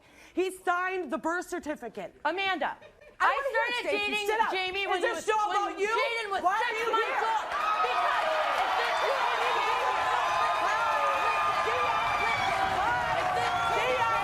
My son deserves to see his brother. You guys don't think what are you talking about? You're crazy. This is his You're kid. sitting here saying my son has the right to know his brother. No. Jamie doesn't think the kid's his. Shut your mouth. You don't know what you're talking about. You don't know what you're talking about, Amanda. Stay no. We spoke to both Jamie and Jason about this situation before the show, and their feelings about Amanda and her son could not have been more opposite. Watch. My name is Jason, and I could be the father of Amanda's son, Jaden. My name is Jamie, and I do not think that Amanda's son, Jaden, is mine. I was with Amanda for 8.5 years, and we have a 10-year-old son together. And I would be a good father to her son, Jaden. I was with Amanda for over a year, and she cheated on me with Jason. So I think he is the father of Jaden. Jaden looks exactly like Jamie. He has all his features. I have strong genes, and Jaden does not look anything like me. Jaden looks just like Jason, and Amanda knows it. And that's why she had him tested too. I love the family that I have with Amanda. And if I am the father, I would welcome Jaden into my family. I have no connection with Jaden at all. I haven't seen him in over a year because Amanda's kept him away from me. If I was a father, she would want me around and not push me away. So now it was time to bring Jamie out and find out just how hard the situation was for him.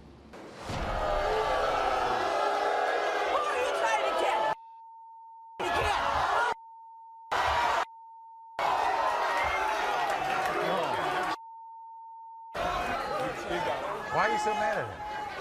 He wants to sit here acting all tough. Never been there. He ain't never been there. Jamie. He wants to walk out here like he's some kind of man. Always. The only child you take care of is the one you're with. You don't take care of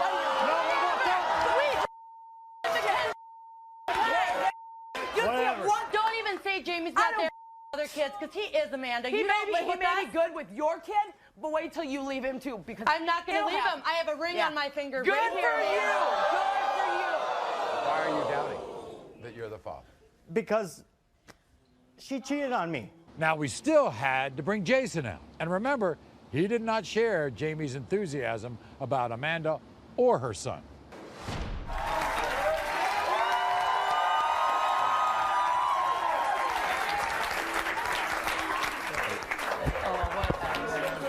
Now, here's the deal. You all have a child together.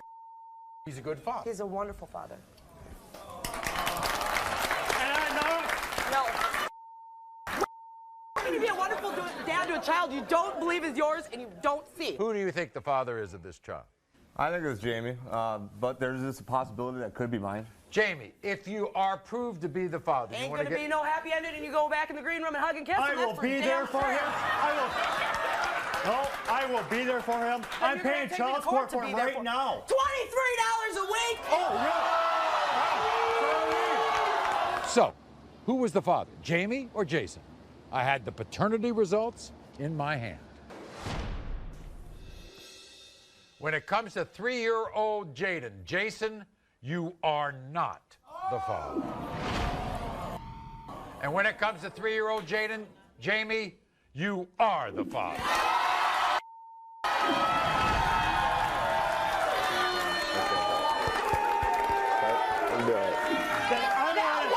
I want to see it.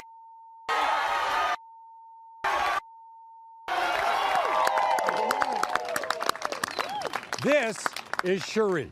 Now, 4 years ago, Cherie locked eyes with this man, Anthony, fell madly in love. Now, months later, Cherie discovered she was pregnant and says both she and Anthony were overjoyed. But all of that changed 5 months later when Cherie found out Anthony had secretly another girlfriend. That's when Anthony began denying her son, Desmond. First, we heard from Cherie. You told my producer, if you take Desmond, little beautiful... If I turn my son upside down, my son got a little bitty thing and big old beans, little bitty thing, just like him. I told him if your frog eat leap, he dove my creek, and I'm not playing.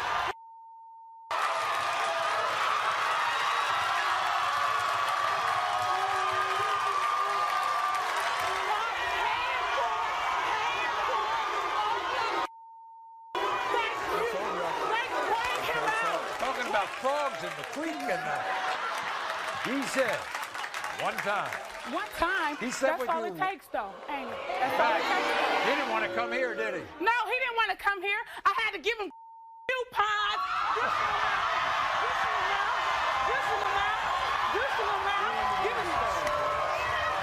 Baby, I love you. Baby, I love you. I know it's mine. I know it's mine. I know Baby, it's... I love You know something? Woo. Bring him out, I never Maury. saw Bring those him coupons out. in a newspaper. You ain't coupons in the newspaper because I deliver them. Personally.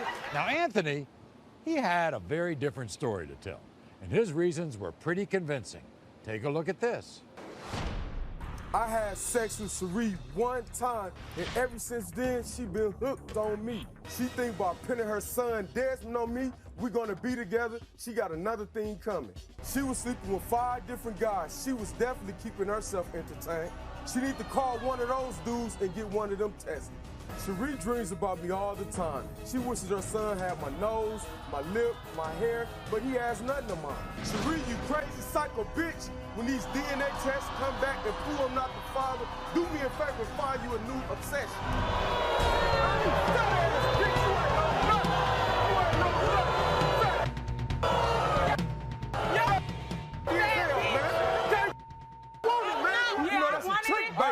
That's a trick, baby. Yeah, you the know trick. what it is. You the know what trick. it was. Not, You the not trick. me. You the One trick. time. That You ain't the me. trick. You know what he do. You was the trick. Can't treat me. Anthony. Yeah. I want these results. Oh, is that all Yeah, We're it gonna happened get one it. time, We're gonna Maury. get It it. happened one I'm a time. 1,000,000% sure you my baby. Daddy. Anthony, why would she pin that baby on you? I don't know. It don't look like You me. ain't That nothing. baby don't Why look. would Do I that pin baby my look baby like? on you? No, it don't. That's not my baby, man. Where did you get that One from time. to get them shoes? That's not me. I need that result. You want What to say about that when this? I put my thumb? Come on. Now it was time for the paternity test results. Watch this. Anthony, you are the father.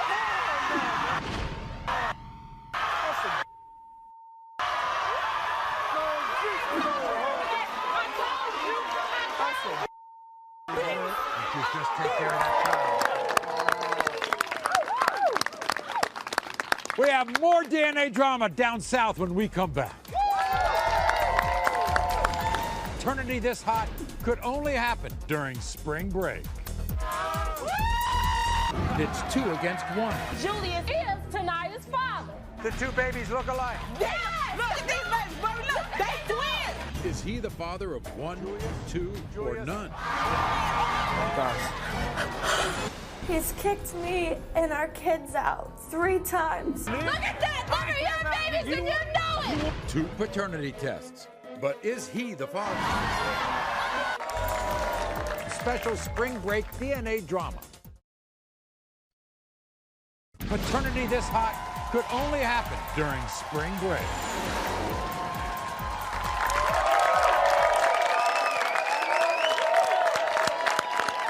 Now, you remember Shamika and Tiara?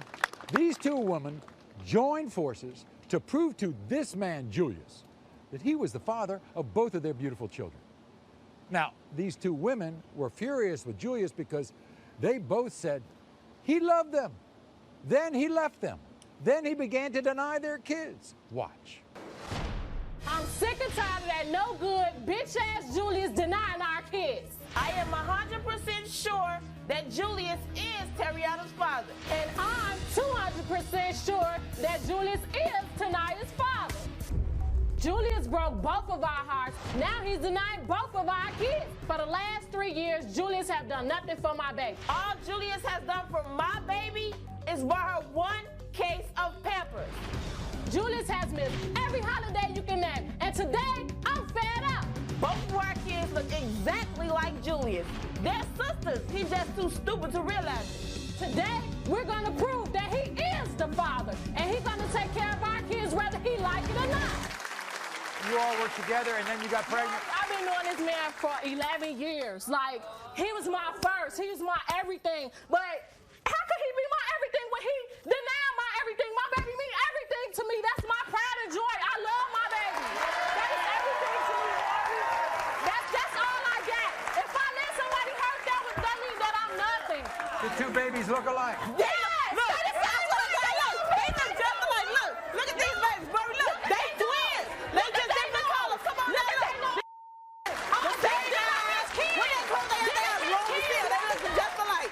Now it was time to hear. Of those high school days, they flew by fast. Memories made, they'll forever last. In the halls of learning, our bonds were cast. Oh, those high school days, they'll forever be a blast. From the pep rallies to the football games, cheering for our team, our hearts in flames. In the classroom debates, we found our voice. In the moments of triumph, we rejoiced. But it wasn't all sunshine, there were storms to weather, heartbreaks and drama we faced together. But through it all, we stood tall and strong in the tapestry of youth where we belong. Oh, those high school days, they flew by fast. Memories made, they'll forever last. In the halls of learning, our bonds were cast. Oh, those high school days, they'll forever be a blast. Now as we look back with nostalgia's embrace, those teenage dreams, they still hold their place. In the album of memories, each picture's a trace of the friendships we formed in that sacred space. In the days of youth, forever cherished. In the journey of life, they'll never perish. For in the halls of high school, we flourished. Oh, those high school days, they'll forever be cherished. Why Julius was denying both of these children. Y'all girls need to get it straight. I'm not the father of y'all kids. Shamika, one of your own family members told me I was not Tanaya's father. You a last shady woman, and I don't have time for your games. And you, Tiara, I will always catch you on the phone with other guys. Maybe one of them is the father. Both of y'all are in my business for no reason. And I can't wait till Maury say, I am not the father.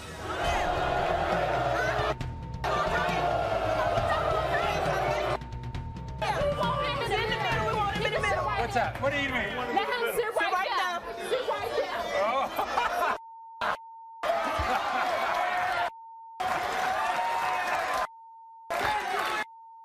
Julius, you the father of these babies? No, I'm not. You're not? No, Why Maury's not? If you're not, Julius, why not? Why not, Julius? You Why know that. you You know I'm not. You know I'm not. You know I'm not. You know I'm not. Why did you tell me about the certificate? No, I'm not. Wait a second. I want to talk to Julius. He ain't got nothing to say. Yeah, I do got something to say. I do got something to say. And you a liar, and you know that. And you is too, and you know that. That's you. You're Tiana's father. What's the main reason why you think you're not the father of her child? Because I had got a call from her mother, right? And they said she was at this guy's house with the baby, stressed out, with no clothes on, whatever. And then the guy asked her, is this my baby? Tell him this my baby. I'm studying telling Eric, And what I say? You said that's what you said. That's what you said. She said that's what she said.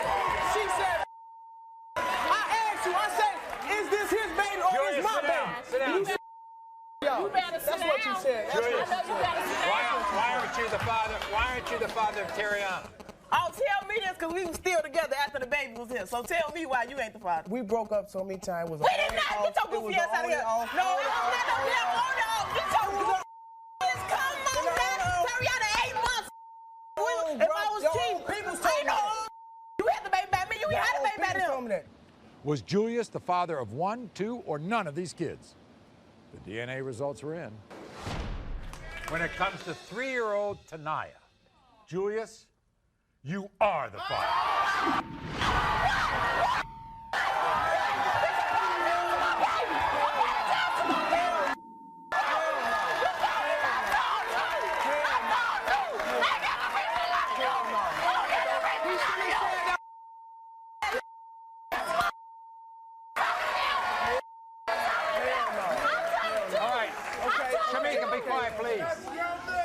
When it comes to 8-month-old Terriana, Julius, you are the father.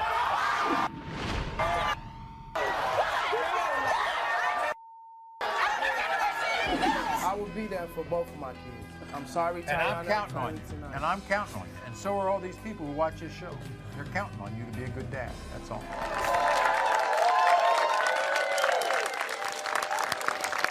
It's hot down here in spring break, and these paternity stories are even hotter. Now, here's a woman named Tabitha, came to the show because she had been on and off with her ex-boyfriend Wesley for over 6 years. Now, Tabitha always wanted to be, with family, with Wesley. That is, until she found out Wesley called the show for a DNA test because he was denying her 2 children, 2.5-year-old DeMarco and 6-month-old Annabella. Now, listen to how this is affecting Tabitha. When I met Wesley 6 years ago, I never imagined that he would deny both of our kids. All I've ever wanted is to be a family with Wesley. I've loved him so much, and all he's done is break my heart. He's kicked me and our kids out 3 times with nowhere to go, and it's not fair to them. When did he start denying DeMarco? When I was pregnant, he insisted that there was a guy in our town that looked just like him with blonde hair that I slept with. He kicked me out 3 days later. 3 days later, I went into labor for our son. He showed up at the hospital drunk. You know what a lot of people are saying right now? If he were to accept your child the first time, how come you got pregnant with him again? I love him, Maury. I love him. He's my kid's dad. You love him? I love him with all of my heart. I love him. I love that man. You love that? Do you love that man right now? Yes. Yes. You want to be with him right now? More than anything. I want my family to be together. And yet he denies the second one. Yep. He denies the second one. Yeah. Now, what did he say about the second one? The same guy around town? He insisted that because I was a dancer, she's not his. Oh, because you were a dancer? Uh-huh. Now it was time to hear all of Wesley's reason for denying both of Tabitha's kids. Tabitha, I am so positive that I'm not the father of your 2 kids that I called the show myself. I love those little kids, but be honest with yourself. I'm not the father. Throughout our whole relationship, you was a promiscuous hoe. When this test proves that I'm not the father, I'm moving away, and I don't ever want to hear from you again. Look at that! Look at him! Those ain't my kids! Look at him! Look at that lip! I don't care about Those are your babies, and you know it! You what? You know they're yours! I've been told by your friends. Your friends know they're told me yours! that you... Yeah, Come here, Wesley. Yeah. Have a seat. Wesley, sit down. Really? You called the show? Yeah, I called the show. Yeah, I called the show. I called the show because when DeMarco was, when he was born, right, I would have got a DNA test myself, but I was busy, with the rant and stuff. I didn't have the funds for that. Right. Okay. But then the little baby was born, right? Little baby, your daughter? The baby. Your daughter? The baby was born. The That ain't little my baby daughter. Annabella? That ain't my daughter. That you named? Man, Wesley, she's still in love with you. I know she's still in love with me. Are you in love with her? No, I'm How not you in love gonna with sign the birth certificate of a baby that ain't yours? I was huh? drunk. Both of them. I was drunk. I was drunk. So, was Wesley the father of these two beautiful children? It was time for the paternity results. When it comes to 2.5-year-old DeMarco, Wesley, you are the father. I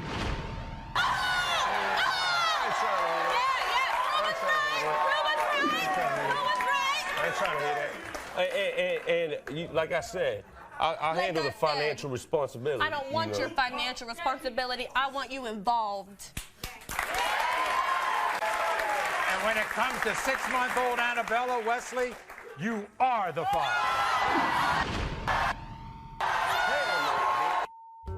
I want you to see them, Wesley, and I want you to apologize to them for every time that you denied them. For every time that they were sick and you weren't there to make them feel like I better. said, For every Christmas I'll do it. we missed. I'll do it, but I'm not gonna be with you. Apologize right now. Hi, baby. That's so. I love you. All right, we'll be back right after this with more. Paternity this hot could only happen during spring break. Michelle slept with her husband's best friend on their wedding night. I know Serenity's not dark like me, but I really do believe that she's mine. Is her husband the father? Special spring break DNA drama. Paternity this hot could only happen during spring break. There you guys. Now welcome back, everybody. We're taking a break from the cold and heating things up with some special spring break DNA drama. Here's a wedding photo of my next guest, Michelle, and her husband, Jameric, on what should have been the happiest day of their lives. But instead of being blissful, both Michelle and Jameric agree their wedding day was a complete disaster. So much so, it has brought them to our show in need of a paternity test. I felt like it was a sign that we shouldn't have gotten married because everything went wrong. I left and slept with his best friend, Chris. The honeymoon was definitely over for these two when Michelle then discovered she was pregnant. I was scared to death because I didn't know if it belonged to my husband or his best friend. What's the problem when we look at that screen, Michelle? She's white. My husband's black. Your husband told our producers that he keeps waiting for the baby to change. He does. He looks at her fingers every day and just says they're going to get darker tomorrow. I swear they are. He wants to be the father of this child. He loves her. Chris, this ex-best friend, and Jameric coming to the wedding together. Then there was all kinds of things going on. People were late. They were late. Other people were late. There was all kinds of knockdown, drag-outs at the wedding. My mom wasn't there. So when it was all over, you went home and you went back to the house, I guess, with Jameric, and you all started fighting again. Yes, it just got worse. And you said, I'm getting out of here. You slammed the door and left. Where'd you go? To Chris's house. What happened then? We slept together. We spoke to Jameric and Jameric's ex-best friend, Chris, and it was very clear Jameric really wanted to be the father, and Chris was hoping he wasn't. Watch. When me and my wife, Michelle, got married, I thought we were going to have a happy and simple life together. I never thought that her and my friend would betray me the way they have. I warned Jameric about Michelle and her slutty ways, and I told him not to marry her. But he didn't listen, so I slept with her to prove a point. When Michelle became pregnant, I just wanted to put the whole betrayal behind me and be there for the baby. Michelle says I'm the father of this baby, and I know it's very light. But she is such a whore that this could be any white man's baby. I know Serenity's not dark like me, but I really do believe that she's mine. I pray every night that I'm not the father of this baby, So I'm waiting on the DNA test to prove what I already know. If the test comes back negative, I'll be hurt, but I'll still be there for her. She's my little girl regardless. Before we could meet Chris, we had to bring Michelle's husband, Jameric, out onto the set and give him a chance to tell his side of the story.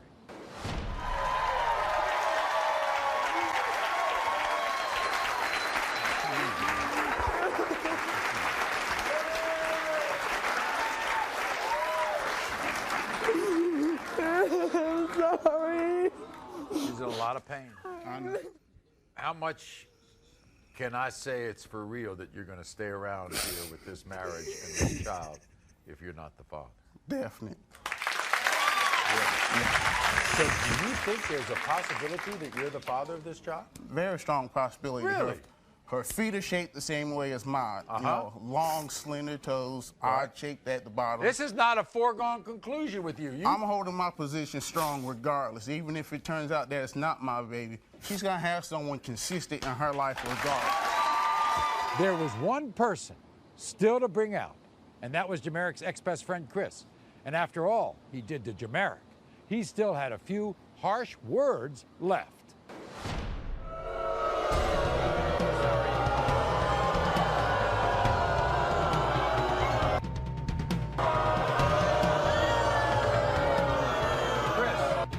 They look at you as the bad guy here, I guess. Yep. Would you prefer to be friends with him? Nope. Why wouldn't you want to be a friend of his again?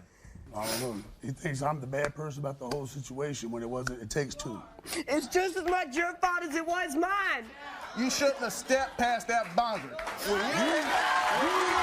shouldn't try to turn a hoe into a housewife. I think that's your child. That's a possibility. I'm hoping it's not. No. You think it's Jameric's child? No. There's no telling whose it is. If it does turn out to be his, there will be child support. What's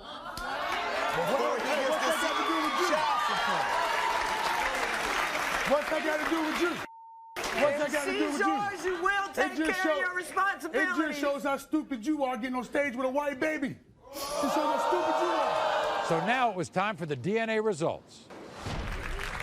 In the case of 3-week-old Serenity, Jameric, you are not the father.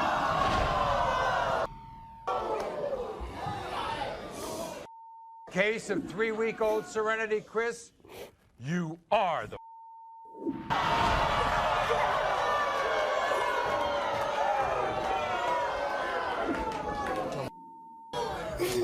all we care about. All you should care about. All you we can already care done about. said we're gonna support. So she got her daddy. You're gonna And raise.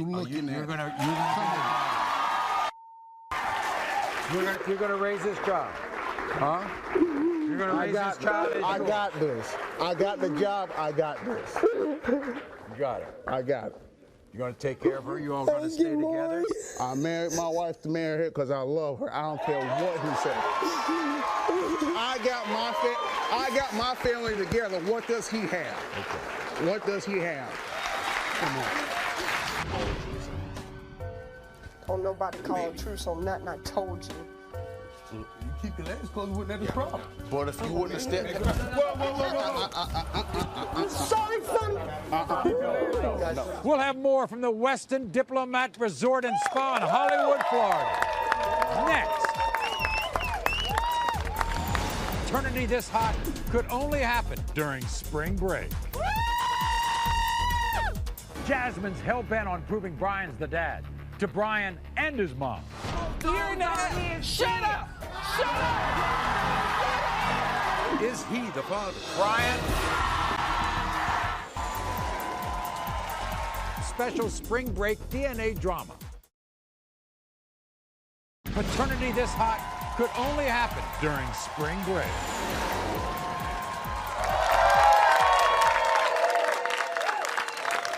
Spring break DNA, and we're bringing it to you from a hot spot in South Florida. Maybe the hottest, the best, the Westin Diplomat Spa and Hotel in Hollywood, Florida.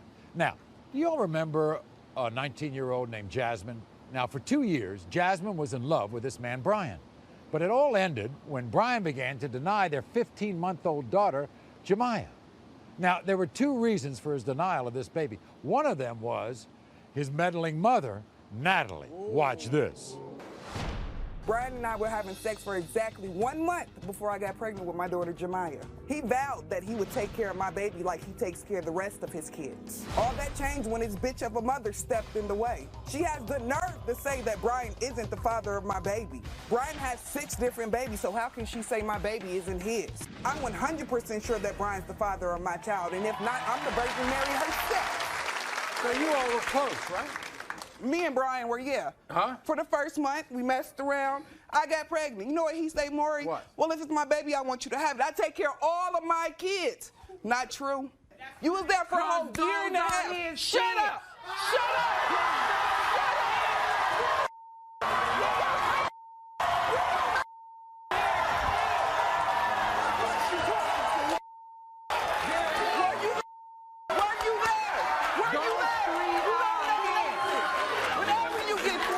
Why are you going off on her? It's always her. It's always her. That's not. She looks nothing like the rest of his kids. When you got 3 different baby mamas, all your kids ain't gonna look alike. All 3 kids look alike. If all of his kids is by the same woman and the baby came out looking kind of odd, then you can question that. But 3 different baby mamas, come on now, you ain't got the nerve to question nothing. When we spoke with Brian and his mom, Natalie, they had a very different story.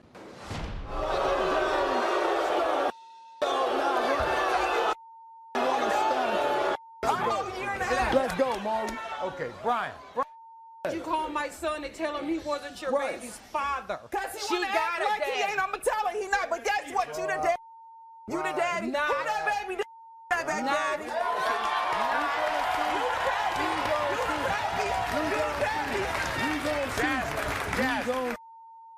Brian and Natalie, all right?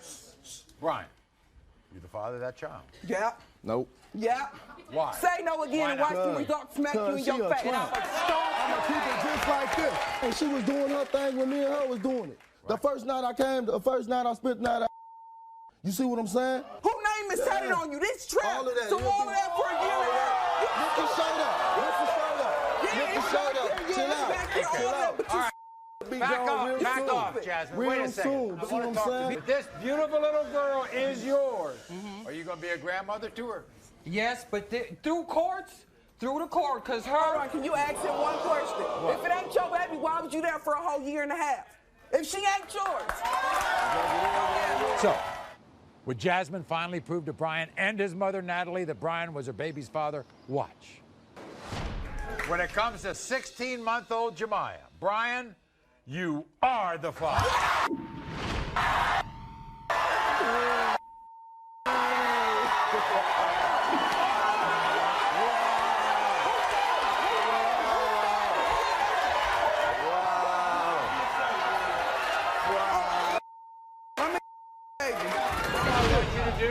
All I want you to do is welcome that child. That little girl. That's yes, all. I will. That's all I'm asking. I'm the daddy. I'm gonna be the daddy. You know what I'm saying? As far as her, but I ain't gotta deal with this broad. happening. You see what I'm saying? All right, everybody, grab a cool drink. Things are about to heat up. We'll be back right after this. Eternity this hot could only happen during spring break. She's missed out on everything. She was staying out late, coming home with hickeys on her neck. I know this is not my child. Ron, special spring break DNA drama. Maury.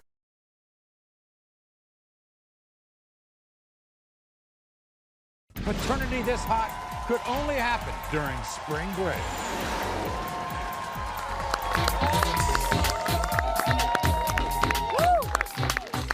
Now, who could forget Cindy? When Cindy married Ron, she thought she'd found the man of her dreams. And a few months after getting married, Cindy says Ron begged her to have his child. Begged her.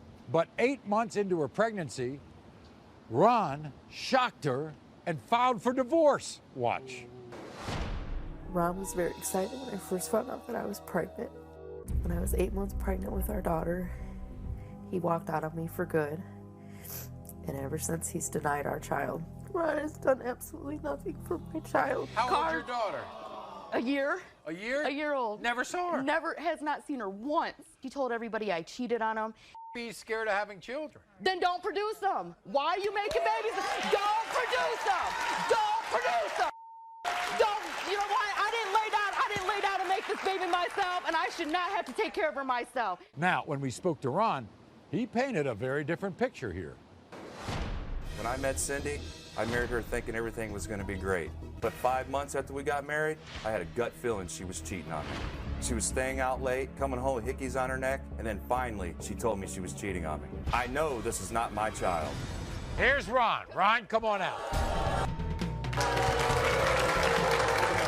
Yeah, I told you I was cheating on you. I never told you I cheated. You always said it to me. You're the one here right now with your girlfriend out here, right? But I'm cheating. But your sister's cheating. Oh, you got two sisters now? Yeah. You haven't done anything for the child, right? I pay support. Oh, look, he says I pay child support. You pay support. You ain't there for guidance. You ain't there for love. Why didn't you ain't there to sit there. Well, why you didn't ain't you there do to the damn sit there and help paternity me with test her. My mom and my dad are the ones helping me. They're not. I told her, let's do the paternity test as soon as the baby was born. Why'd she wait a week? Why did you wait a year? I'm the one that called the why show. did you wait a year? If this child is yours, you'll get in this child's life. Every day. So, was Ron the father? It was time for the DNA results. In the case of one-year-old Sierra, Ron, you are the father. Okay, then. That's all I wanted to know. Okay. It's very simple. You want him to be in, he wants to be in her life? That's fine. Case closed. It's over. Right. We'll have more DNA drama down south when we come back. Paternity this hot could only happen during spring break. Trina's furious. Keith denies her daughter. I have no spiritual aura with this baby at all. Keith? I have nothing to say to him. Special spring break DNA drama. Paternity this hot could only happen during spring break.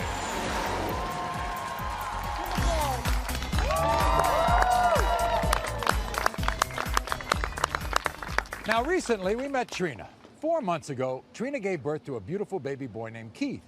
Now, Trina was so madly in love with her baby's father, Keith, that she named her son after him. But 1 month after baby Keith, the third, was born, Keith packed up his stuff, left Trina and the baby.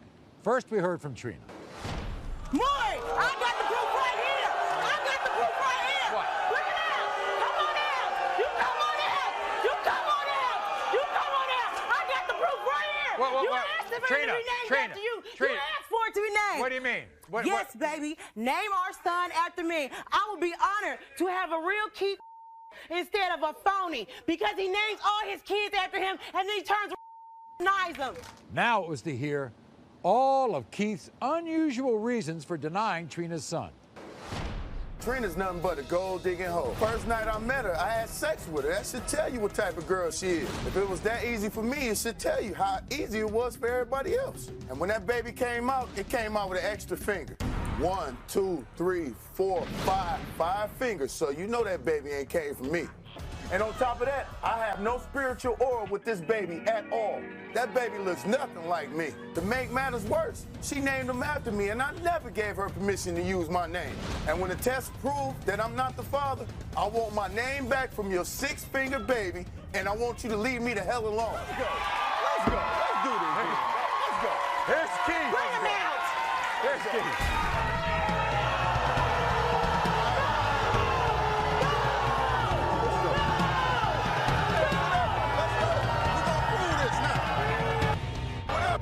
So, was Keith the father of little Keith III? Here are the paternity results. When it comes to 4-month-old Keith III, Keith, you are the father.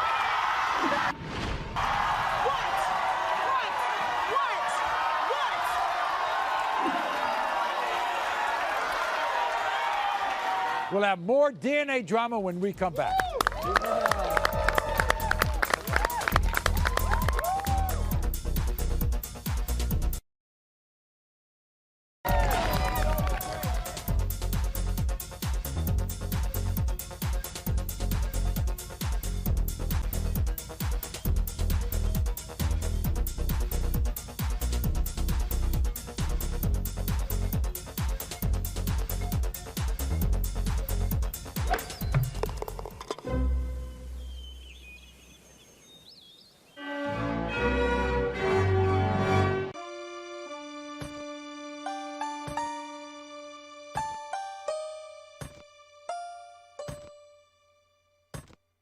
you.